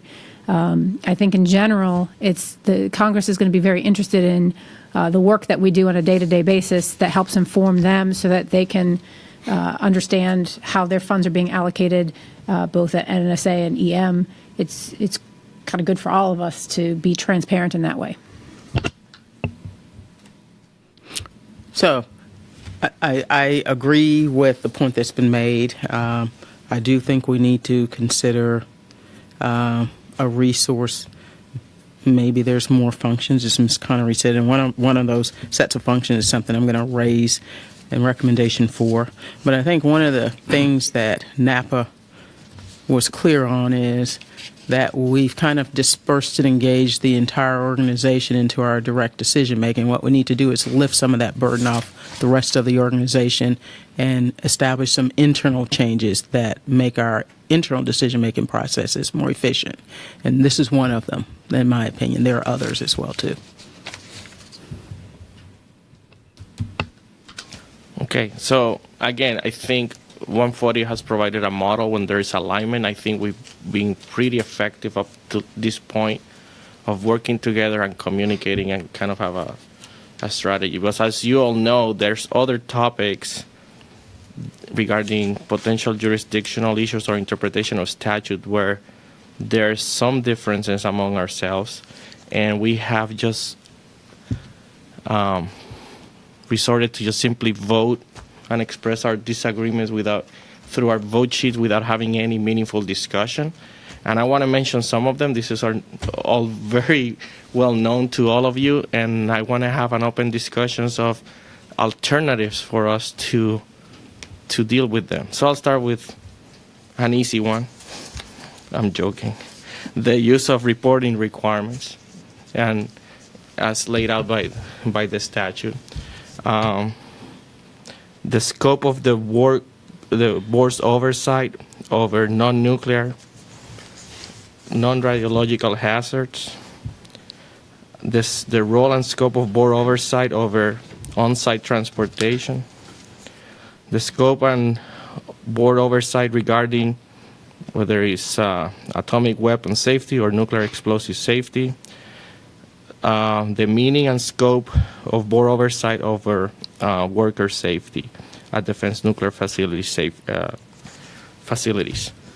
These are areas where we have differences of a range of views in some of them. In some of them, there's closer alignments. And what I'm bringing this up is in the context of this recommendation to engage in publicly open discussions and work with the Congress and the department. These are some areas where we have just expressed our views through our voting, primarily. And some of them have been recognized by the IG and NAPA as issues that have created some challenges for the agency. So I'm open to suggestions. One way to do them is to basically enact a series of public meetings to pick a topic and go through it and pick examples where we have taken recent actions or upcoming actions in front of the board and where we can express our views. This is just a brainstorming session at this point. Go ahead. So I think we're mixing some metaphors here. I think that the use of reporting requirements is a tool. I think when it comes to things like worker safety, or as I would call it, public safety, I think that those are issues that are supposed to be decided on an individual basis. I think that having a discussion in the abstract is not necessarily useful for a lot of these. I think there's two buckets. One is what are the tools that we can use, and then there's jurisdictional issues, and those are two very distinct things. The one that got the vision or grabbed the attention of NAPA was a reporting requirement because they saw that as there's a distinct difference in how we view that, and I think that. I don't know that we necessarily need a public meeting to have that conversation. I think amongst ourselves, we just need to understand the different views around the table as to when that's useful. But I'll tell you, for me, I can't talk about any of these in the abstract because context is king in this scenario. And depending on the situation that we're looking at and the site that we're looking at, that's going to affect whether or not I think there should be a reporting requirement. What kind of information are we getting and for what purpose? That's going to be the same on on-site transportation. What is the review that we're doing and what is the outcomes of that? I think in any of these, the legislation is clear that we have the right to ask the questions and gather the information. And then what we do with that is our deliberative process. So to have a conversation where each of us goes on record to say what our thoughts are on non-nuclear hazards or nuclear explosives, I think is going to be less than useful without the context of a particular issue in front of us, or whether it's a recommendation or a proposal for a hearing or, a letter. So I think the issue here is that NAPA pointed out, and maybe buried in other parts of the report, and many of these recommendations crisscross other recommendations, is what is the guidance to the staff separate from how the board makes decisions. So they pointed out some examples, and in some of those I'm a culprit, and I'm fine with that. And others are culprits. But in my view, we should try to provide the staff with one position. For instance, I agree with you. When it comes to on-site transportation, I'm going to look at what is its effect on defense nuclear facilities. But the staff has to have some guidance. They can't wait until we give them feedback after a review to decide how to scope out their work. So on some of these, and all of those are sprinkled, maybe there are others sprinkled through the report, I think we should consider, is there some simple statement of guidance we provide to the staff and make it clear to the staff that even if at the end a board member doesn't agree with something, is not because they did the wrong thing. It's because our decision making is based upon an assessment of the information at the end, not intended to, they can't have 4 different views on the same topic guide their work. So to me, the issue is separating guidance to the staff as to how to do their work from our decision making at the end. I think that's the issue. That's the issue I think they were trying to get to here. I'm having a little bit of cognitive dissonance because when I read this recommendation, it's really focused on 140.1. And I'm hearing all these other things about reporting requirements and jurisdictional issues and everything, but this recommendation, if you read the last paragraph, it says the board should use this as an opportunity to make its views known to Congress. Imperative that the board complete an assessment of the effects of Order 140.1 and communicate its views to the Secretary and the President and members of Congress. I think we're wandering off of this topic. I don't understand. So let me be clear now. I agree. I just disposition that right off the bat. We are doing it. My point on 140.1 is we are doing exactly what the recommendation is doing, and I think we're on par to do all of this regarding to 140.1. I then went beyond that when it comes to, board members should engage in public open discussion, and the department formally define its legal jurisdiction along with its roles and responsibilities beyond 140. The way I read that was as a part of the 140.1 question, not the broader question of jurisdictional issues. I took it broader because the 141 to me was, we're doing it. It's a little bit easier. So I want to address some of the comments made by Ms. Connery and Ms. Robertson, because I agree, context is absolutely key. I agree, staff needs guidance. The reason I pointed out these examples in the abstract is because the only way we're providing guidance to the staff is through our voting. Is creating a lot of confusion, and I'm just looking for, are there other opportunities for us to provide guidance to the staff and clarity? That's all. I think we provide guidance in other ways. I think one of the ways that we provide guidance is through the work plan, and I think we've all been very vocal where we thought there were items in the work plan that didn't fit into our view of what our jurisdiction was. Sometimes that came down to an amendment to the work plan or a vote in which we've decided one way or the other. I think giving the staff a little bit more leeway to look at things and then provide us with what they think are the safety issues and then having us decide is the preferable way to go. I know that the staff has been influenced by the vote sheets, and some of them won't bring information up to us. And I'm actually more concerned about that than I am about us not having a public discussion or giving them guidance. I think the guidance should be, you're all safety professionals. We're going to give you guidance when it comes to the strategic plan and the work plan.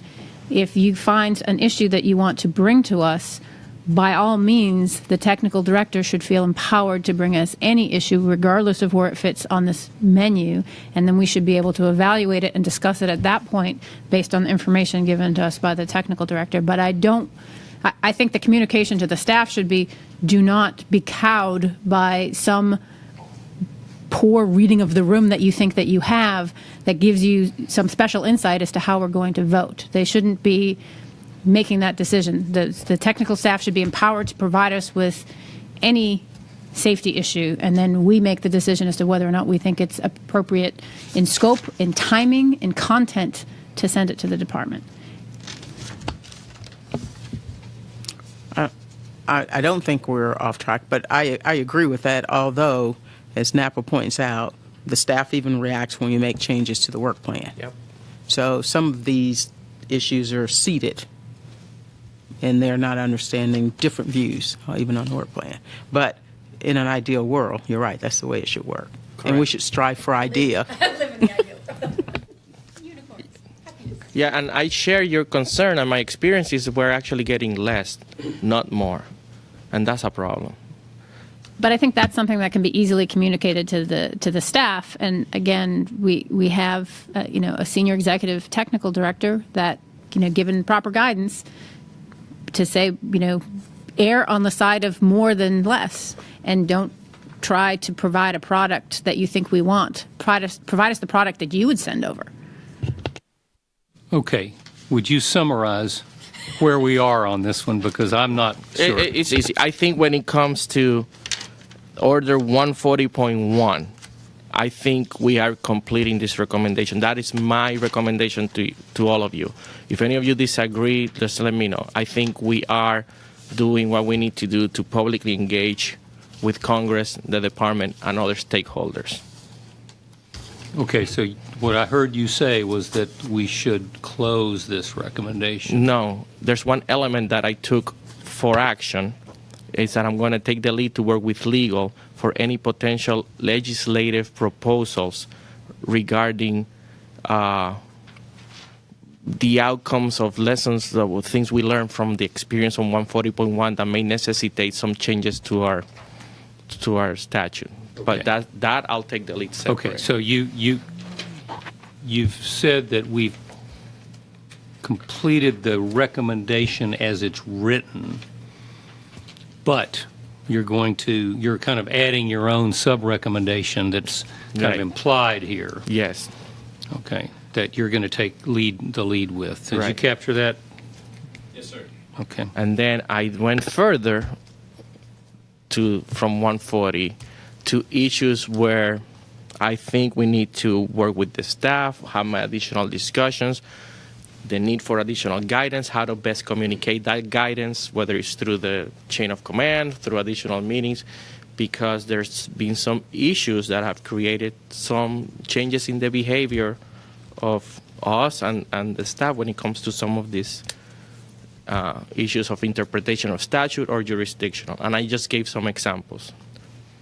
And for that one, we can table that aspect, which is I created that sub recommendation. And if we want to table that, that's fine. Whether we want to roll it into part of strategic plan, messaging to the staff, I'm okay with that. I just don't want to lose the fact that some of these issues have been at the core, some of the challenges that have been highlighted.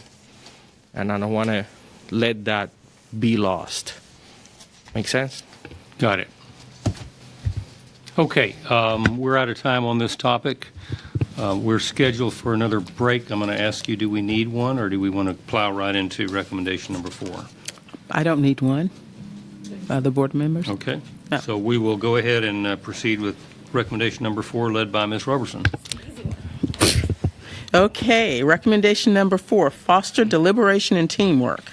And let me say at the outset, as with all of you, I didn't just read the narrative under the recommendation. I took in the totality of the report because it has examples for all recommendations sprinkled throughout. And so if you hear me say something, kind of like now, and you say, well, I don't see that in here, cue me up. I'll show you where it's at in the report, being the good engineer I am. So I dissected recommendation 4 into 4 pieces. The first piece is more genuine deliberations. The second piece is reforming the notational vote process. The third piece is team building. And the final piece is the accountability of board members to strive in our daily activities to demonstrate more collegiality through internal changes by board members. So those are the 4 major elements of that recommendation I saw. And what I want to do is just start at the easiest one and go to the hard one. So the first one is the NAPA report makes a compelling case for more genuine deliberations. They said it. We know it's true. One-on-ones don't work. The communication isn't consistent. We lose the sharing of the personal views. And so what I wanted to do was just to throw out and let each board member express their own views, because to me, more genuine deliberations means more public meetings like this. That's what it means. And we should discuss if those public meetings are just about our business processes. Do we want to have routine public meetings to deliberate over proposed communication to DOE? Do we want to have meetings that include invitations to DOEers, contractors, or others to speak to us on specific topics? Those, to me, are the sub-elements of more genuine deliberation. So I open the floor. I like the idea. One of the things that we all struggle with is some of our correspondence process and the way we handle that. You know, the famous orange folder process where staff gets stuck between our different views on how to resolve that, when in some cases a simple communication like this one could save weeks out of the process. So I'm intrigued. I'm willing to have additional dialogue on other ways to tackle and deliberate in our correspondence, items that we want to communicate. Ms. Scott. So you gave us a menu. Mr. Santos said yes. I'm going to. Oh, okay. I thought you were saying yes to all of them. No, I'm just talking about the potential deliberations on proposed communications to the department. Okay. I think that was your second one, right? Right. Yeah. Okay. I'm sorry, the second one. Okay. I don't think that every correspondence to the secretary warrants a public meeting, and I think that would slow down our processes immensely. I think if we get to the point, the harder point that you've got later on about how to communicate prior to us doing the voting process, then we can make that a much simpler way of having communications. Having more public meetings, I'm not shy. I have no problems talking in front of people, so I don't have an issue with it, except when it doesn't yield results, or if there are outcomes that are decided before we walk into the room, which has happened in the past, where board members have agreed to things outside of the room and other board members were blindsided inside of the public meeting. I don't think that that's productive.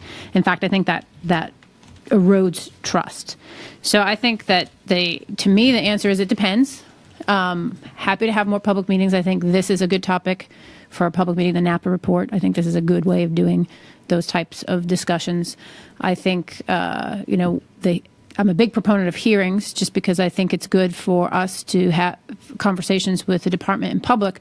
But I also think that we could have more conversations with the department and stakeholders and others that aren't necessarily public. And we have ways to do that without deliberating and not running afoul of the Sunshine Act. I can't remember what your third process. My third one was in conducting more public meetings, inviting others outside of the agency to speak. Yeah, I think that's a good idea as well. I think, again, there's a time and a place for it. It doesn't necessarily have to be a hearing to invite somebody to come to speak, but I think if there's issues that we're grappling with that are broader in scope, having outside experts come to speak to us on those issues, I think are important. I think there are issues where we have an interest that will have an impact to us down the road, but we don't necessarily have jurisdiction over. And we've had some conversations internally about it, and I'll just throw out like high-level waste. We don't have jurisdictional issues with that, but we're interested in the topic, so understanding from those who are involved what their viewpoints are, I think would be informative, at least to me, to then understand what's going to happen along down the road should that come to fruition. Thank you. I agree that we should have more public meetings like this one to the point that they become almost routine and regular. A couple of themes that are emerging here that go hand in glove with that are the ability to discuss issues and find ways to compromise and get to yes without playing telephone. The challenges that we've had up till now with our notational voting system that has worked contrary to that purpose. The idea that we don't know each other's sentiments until after the vote, which is contrary to that purpose. So all of these things kind of are emerging in this public meeting, and I think that the more public meetings we have, we move the dial away from what I said at the beginning, which is behaviors that don't bring out the best in us, to behaviors that bring out the best in us. So that's kind of where I am on this issue. Just throwing an idea out there. Maybe we can try something out, pilot a piece of correspondence that might be appropriate for a public meeting, and try it outside of the orange notational voting and see if that yields any results, as opposed to just institutionalize or keep talking at a high level. And keeping with the duty assignments, and you guys tell me how you feel. I'm willing to propose something that includes criteria. For instance, I agree with Ms. Connery. You know, if we have a letter and we all agree, we'll have a public meeting and say, yeah, that. where we have strong disagreements, that it's good for all to hear each other. It's really about us being able to talk. So I'm willing to propose to the board some criteria that the board could consider before it decides if it is even willing to do this. So since I was the most negative on this, let me follow up. I think a criteria is good. I think where we have been successful is when we have closed meetings to discuss CUI documentation, because it is in this forum. And honestly, that's our biggest form of communication. What I worry about is we have a public meeting on a letter of advice to the secretary, maybe a letter that doesn't even have a reporting requirement, based on a document that we get from the staff with 3 potential safety items. And because we have a public meeting, that issue then becomes outsized in terms of, in comparison to everything else that it is that we do. And then we might be in a situation in which the department or the contractor hears the public meeting and feels like they're being pressured to take a particular action because the board is having a deliberation on issue X, and that issue then becomes much more important than issues that we know to be more important. That's my cautionary tale if we do something like that, and I think we have to be very careful about that. I believe that if we get into the habit of having conversations about the general topics while we're here, even the understanding of where we think the most risk is in the complex work plan activities, that type of thing in the general sense, and take the correspondence piece of it back and do the notational voting and the deliberations in the one-on-one, I think that will color how it is that we actually do business. I think it's the act of having the conversations, not the subject matter of the conversation. So superimposing this on an orange folder process, I think, has a lot of downside risk to it. Not the public meetings in themselves, but doing it on a piece of correspondence. So unless anybody has anything to say, it's a great intro, because my next topic is the orange folder process. You teed me up for that. I think I started throwing it in too. No, it's perfect. On that one, so I'm going to let that just resonate for a minute, but I'm probably going to come back to it. Anybody else want to say anything before I move on to the second topic? So I gathered up quite a few things that were said in the report about the notational voting process. They recommended reforming, and we have all had conversation among ourselves. We know this is due. They primarily recommended reforming it because it will reduce or eliminate what I call the ire of the staff and being stuck between board members. It's a reality. No, it's not necessarily anybody. I'm not accusing anybody of doing it. I'm probably as guilty as anybody else, but it's a reality. It's true. It does place the staff in an awkward position. So there are questions. Number one, are there steps in the correspondence process that can simply be eliminated? I'm not asking you to tell me what steps. I'm just asking these questions for us to think about and how you respond to this recommendation. The structured board voting records to demonstrate a focus on the substantive opinions and differences on the subject matter. And I found this one very interesting. And initially, when I read the report the first 5 times, I was like, never. And then I read it again. I was like, that's actually not a bad idea. It kind of means I stop focusing on my personal identity and let the board speak. This is where they recommended considering releasing summaries from the board as a collective group that could also include minority opinions, but minimizing the use of voting sheets, which they saw as being used for sparring comments. I think there's a lot there. First of all, board members want to make sure that their voice is heard. But I actually believe, for the good of the organization, this is actually a good recommendation. My struggle was we're not structured to implement that. Because once again, you don't want to say to the staff, take all of our comments and go write a summary. Because that, again, will be confused with guidance to the staff based on what they read. So I don't think we're structured to do that. But I think this is a recommendation we should think seriously about. And we should think about not just modifying the orange folder process, but the blue folder process for like RFBAs. There have been concerns by board members that once a board member submits an RFBA, there's no process to comment or change. I think we should look at both of these. And their overriding recommendation was minimize our reliance on the notational voting process. I think we can combine, we can still do our votes as we reflect on everything we've learned, but the interaction, I think, is what they're after. The collegiality, the commitment to deliberate more genuinely on topics. So, comments? I do think we need to get the staff out from between us when it comes to the orange folder process.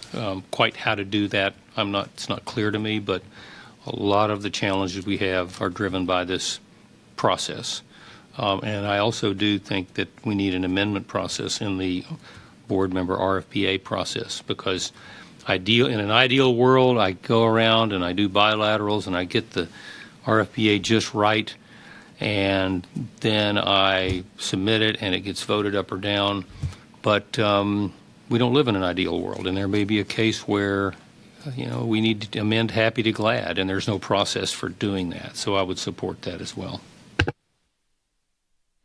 So I think a tremendous challenge with the RFBA process is not just amongst ourselves, it's about how the staff interprets it and whether or not their input gets considered. Sometimes they're asked for input, and it's only what are the impacts to you?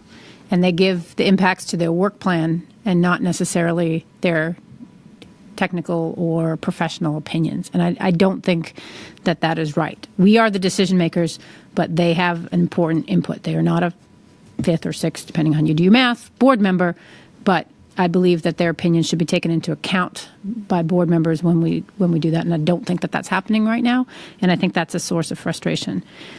When it comes to the summary idea, I think Supreme Court, that kind of works.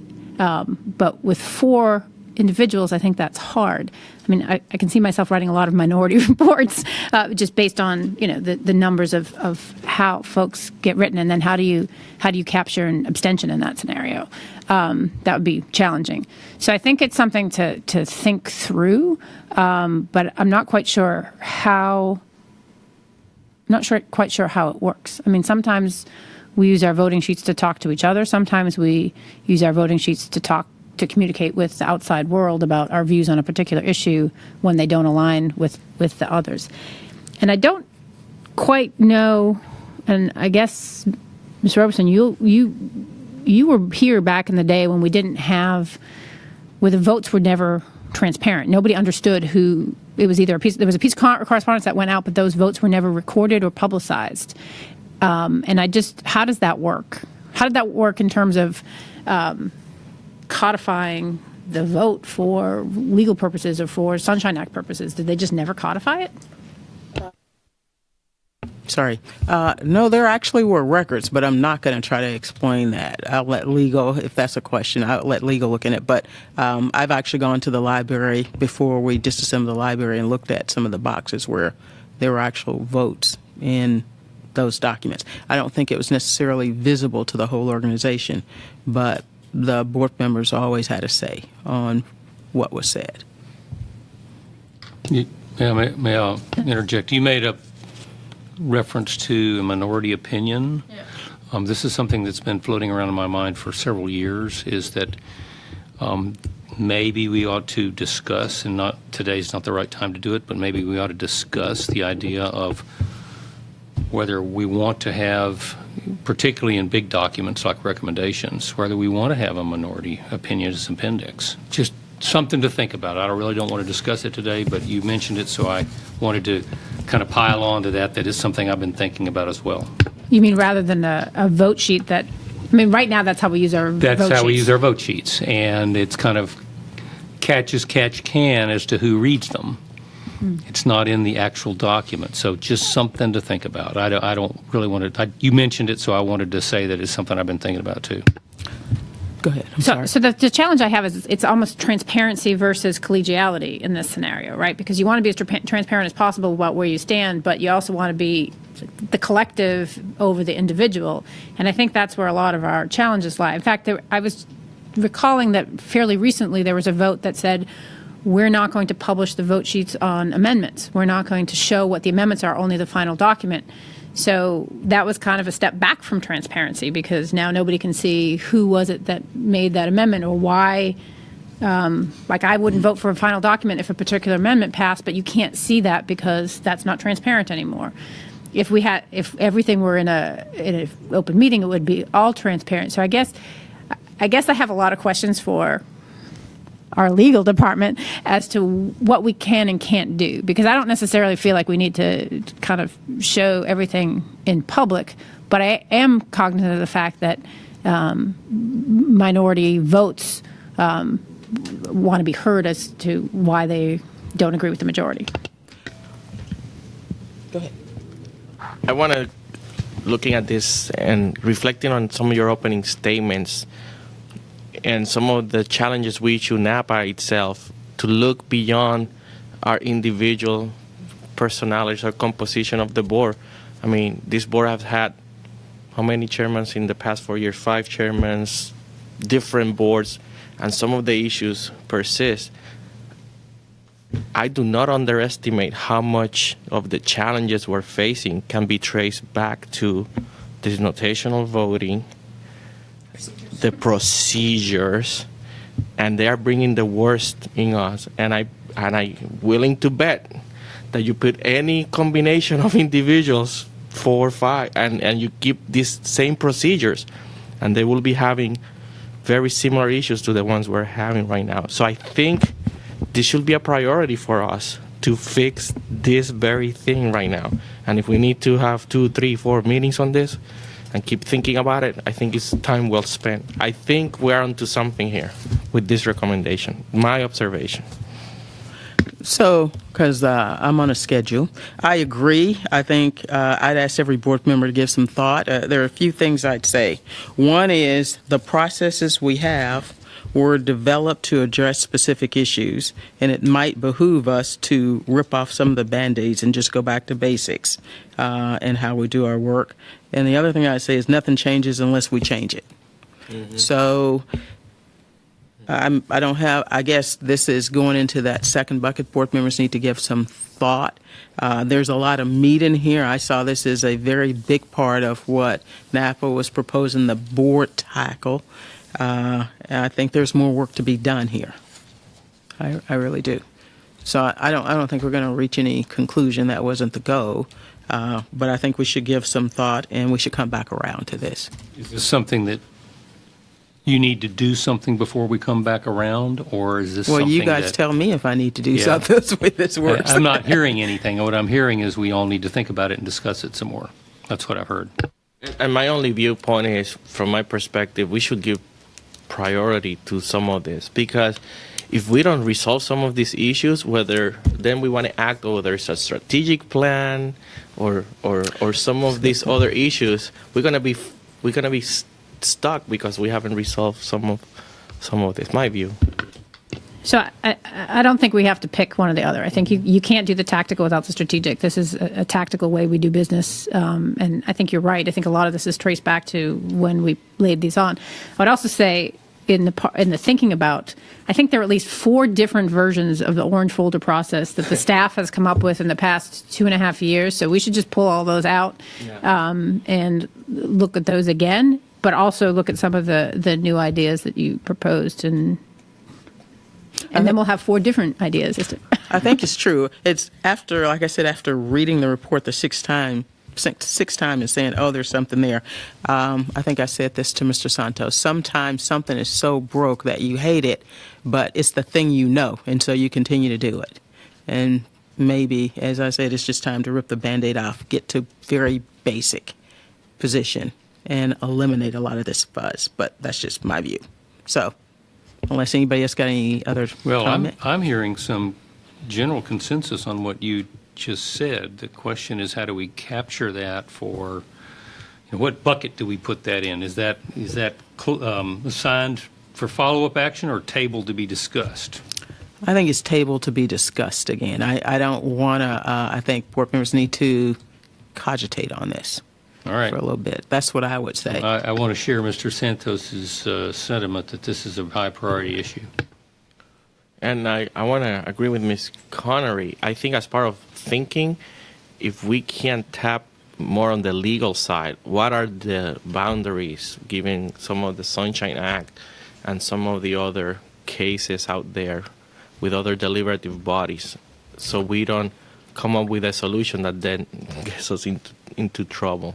So I also think there's some analytics out there because honestly, I think that there are a few buckets of votes where it becomes a challenge. I don't think it's all votes. And I don't think it's, on recommendations, I put those in a separate bucket. I don't think that those are votes that we, I actually think we can keep some of that process, and we want to have an amendment process for that. So I think that we have to think about it in terms of what specifically are we looking at. A lot of the challenges come on, what I call the management votes, right? How we do business. Those votes are more contentious than the votes on the safety issues, with a few exceptions in which there are issues about what's the modality of what we're sending over or what's the specific language. So I think we are drawing a big circle around the orange folder process when I think it is actually we could probably take a scalpel rather than an axe. I guess is the analogy. I think it's a fair point that now I'm drawing a circle around not just what comes out of the board, but the in-between effort of how it tangles up the staff. And so, and that's kind of what they hit on. So what I'm focused on is simplifying the process, which it can be and it has been in past years. There were a lot of unique needs that were established that created the more complex process. So I think we have to think about not just what we say at the end, but all of the sausage that goes on in the middle. That's what I'm asking board members to think about. I'm willing. I don't want to offer any action. I mean, if there's, I'm willing to work with legal to see if there's boundary conditions that board members need to create. If legal has the resources to do that, we'll have to see what their priorities are based on everything else we've assigned them. But I'm willing to do that to help inform this thinking process, this thought process. Okay, so this item is tabled for further discussion. I think it's tabled. just one quick observation, and I'm just thinking, if we start doing a lot of more public meetings, I see a lot of public meetings to be more internally driven business. And then there's public meetings and hearings regarding, safety throughout the complex. And making sure we can effectively communicate the difference between us so the public can better judge, where they want to participate or not. I think it's important because if it becomes so standard, everything, gets treated the same, we might lose an opportunity to effectively communicate on items of safety. So I want to make sure we don't lose our ability to effectively communicate on items of safety while we do a lot of our internal recovery efforts. Make sense? Yes, it does. Okay, Ms. Roberson, anything else on your topic today? I have We two wrapped it more up? subtopics. I'm not done. Okay, well, you guys talked all my time away. yeah. So. All right, so these two we are have about, easy. Let's take How 10 much more, time? 10 more minutes. Perfect. So the third recommendation was that we. I thought we were going to 4. Well, we were going to 3:30. We didn't take a break. Yeah. I think So- we've already used more than 30 minutes on this topic. But All right, you guys are taking my time yeah, talking. keep Okay. going. Team building sessions. I think, yes, I don't know how. I think we should continue to engage in abstract team building for that purpose, not on our mission work, but just developing better practices in communicating and working through issues. So, Sign me up. Just not the ropes course. not the ropes course. Escape room. Mr. Hamilton? I think that's fine. I just I don't know how we approach it. That's what I'm looking to your guidance for. What are you suggesting? I suggest we continue to engage a professional to just guide us through the practice of communicating to each other and working through issues. Okay. That's Thank what you. I'm saying. Thank Does you. that answer your Yep. question? Did you have something? No, I agree. Okay. The last part of it was, and I'll just read it. It's incumbent upon each and every board member to actively strive and daily demonstrate more collegiality through internal changes by board members. Collegiality is not unanimity. Blaming each other for a failure to function as a team is unhealthy. Each and every board member is accountable for any failure. And so I took this and I took some resources, and I know the way we are, you have to have something to shoot at. So you guys owe me, I did a lot of work looking at whether you call them behavior norms, code of business conduct, code of ethics, code of conduct, whatever you want to call it. It's just what do we want to hold each other for accountable for in our interactions, us board members. And so I drafted something that you guys can throw up on, you can rip it apart, you can change it, that I would hand out and ask board members to think through. Because I do think I called it a code of business conduct because it isn't personal. We still have our personal identities, but a code of business conduct for our mission that I would hand out to board members and let them think about and talk. We can talk and we can come back to it. I like the behavioral norms title. It's less intimidating. Other comments on that? Not on the substance, just on the idea. I have no issues with the idea. I mean, I think we looked at one straw man that I wasn't comfortable with, but I'm happy to look at a different one. Okay, so what I think I've heard you say is you're going to give us this and let us soak on it and discuss it again. Give it to you, let you soak on it. We can have one-on-one discussions. I'm happy to explain what's in here. What are some of the elements, I guess? That would be my question. The elements are, I'm going to give it to you, but the elements are accountability, professional excellence, personal gain, equal opportunity, confidential information, collaboration, and cooperation. And I looked at so many that my head spins. So there's no pride of authorship. I'm not going to argue over any word except norm. And I'm open to discussing it again as a group or individually. So is this going to go through the orange folder process? I'm not proposing to put it in the orange folder was a joke. process. Oh, That was a joke. thank you. Good to end. And that's my topic for today. Okay. Do you want to recap those points for the General Counsel to make sure he got them Oh, my God. listed correctly? You'll correct me. Because then I'm going to quiz him on what he heard. Okay. Recommendation 4. On the first topic, I agreed to try to develop some criteria for the board members to see. And so I will work with legal or whomever else I need to provide to the board members a thought piece on the first recommendation that would involve some type of criteria for how we would disposition different kinds of things. That's my recollection. Is that how everybody else remembered it? Okay. The second one, we're going to look to legal to give us any boundary conditions we should consider as it relates to the Sunshine Act, but this is a come back to it in another meeting topic. The orange, and I'd say orange and blue folder process, and the notational voting record itself. Those are all pieces of that one. I think there was agreement to team building. And on the last one, I'm going to hand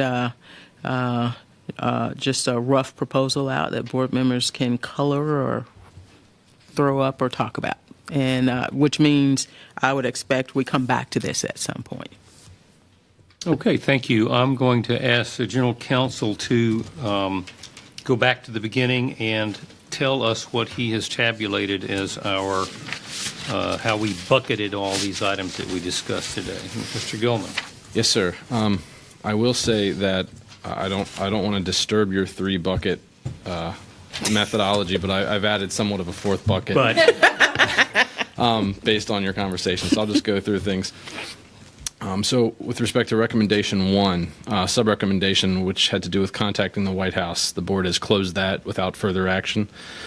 Sub-recommendation 2, with respect to pursuing legislation to restrict board member terms, Mr. Hamilton has taken the lead on this to gather information on similar legislation and come back to the board.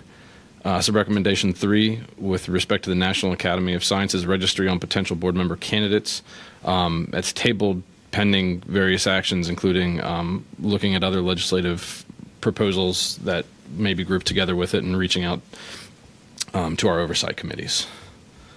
So moving on to recommendation 2. There was also a piece in that about us. Would you use the microphone? I think there was a piece in that about us actually working on a list of criteria for board members.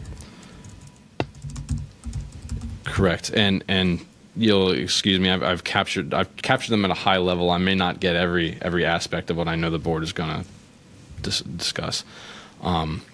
So moving on to recommendation 2, the first portion of that, with respect to developing a strategic plan, Ms. Connery has taken the lead on that and is going to look into it and come back to the board and also look into obtaining outside contract assistance. With respect to the second portion, which I have is generally relating to the climate of disputes in the agency, that's tabled for further discussion. The third portion, adopting best practices of a deliberative body. This is my fourth category, which I have as in progress, which is a form of tabled, I guess, ongoing. The fourth section, with respect to the strategy and vision of the agency, also tabled for additional ongoing discussions as part of other recommendations within the NAPA report. So moving on to NAPA recommendation number 3. This was kind of just a big recommendation, but we broke it into 2, really. The first portion relating to the way the board is addressing 140.1. Again, that's in process. The board is ongoing the process. The second portion of that is potential legislative proposals with respect to aspects of 140.1, which Mr. Santos has taken the lead on working on. So moving to recommendation 4, which we just discussed. I'm sorry, there was another aspect on, and they can be tied to 4 or some of the previous one. For the other topics that there might be some different views, like the reporting requirements, some of the jurisdictional issues, figuring out a way to better deliberate on those. But it could be tied to some of the other efforts. Yeah, I think maybe as you were discussing it, I kind of been that in my mind with the ongoing 140.1 discussion. That was just how I interpreted it, but we can categorize it however you all like. So moving on to recommendation 4, which we just discussed. The first portion, with respect to the more genuine deliberations, I'm just summarizing the way you broke it down. Mr. Roberson has taken the lead on that to put together some sort of proposal, bring back to the board with ideas. The second portion, with respect to reforming the notational voting process, that's tabled for discussions with legal in terms of boundary conditions, Sunshine Act, and other things. The third portion concerning team building, again, this is ongoing or in process, and the board is in agreement to work on that. And the fourth aspect, with respect to accountability of board members to demonstrate more collegiality, again, that's ongoing.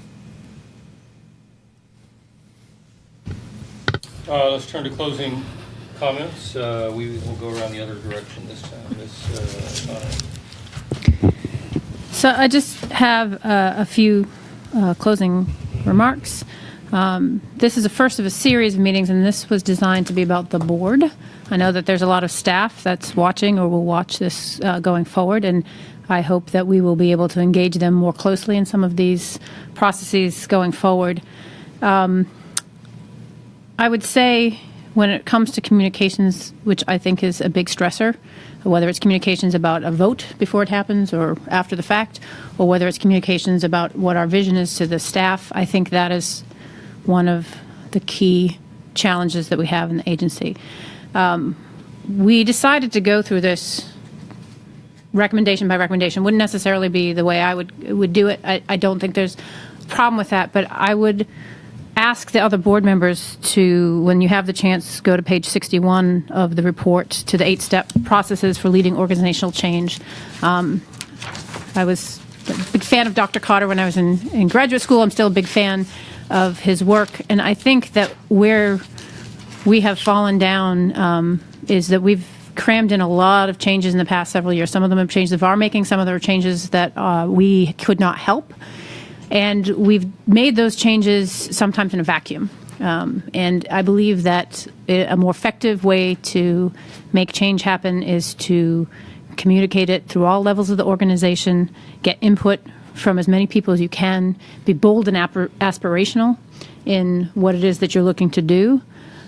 He recommends short-term wins. I think this is a short-term win for us, but I don't want it to be a short-sighted win. I don't want us to walk away from here thinking that we've accomplished a lot when there's still so much to be accomplished.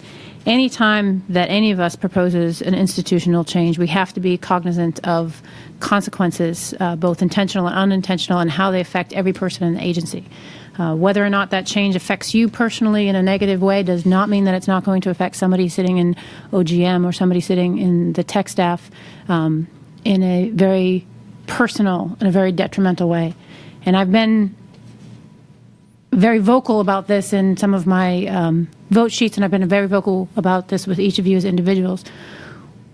I don't believe that springing large-scale changes onto the institution, whether they're changes proposed by NAPA or changes that we came up with in our sleep last night, I just don't think that that is a good business model, and I don't think that it helps the mission, and that's what we're all here for.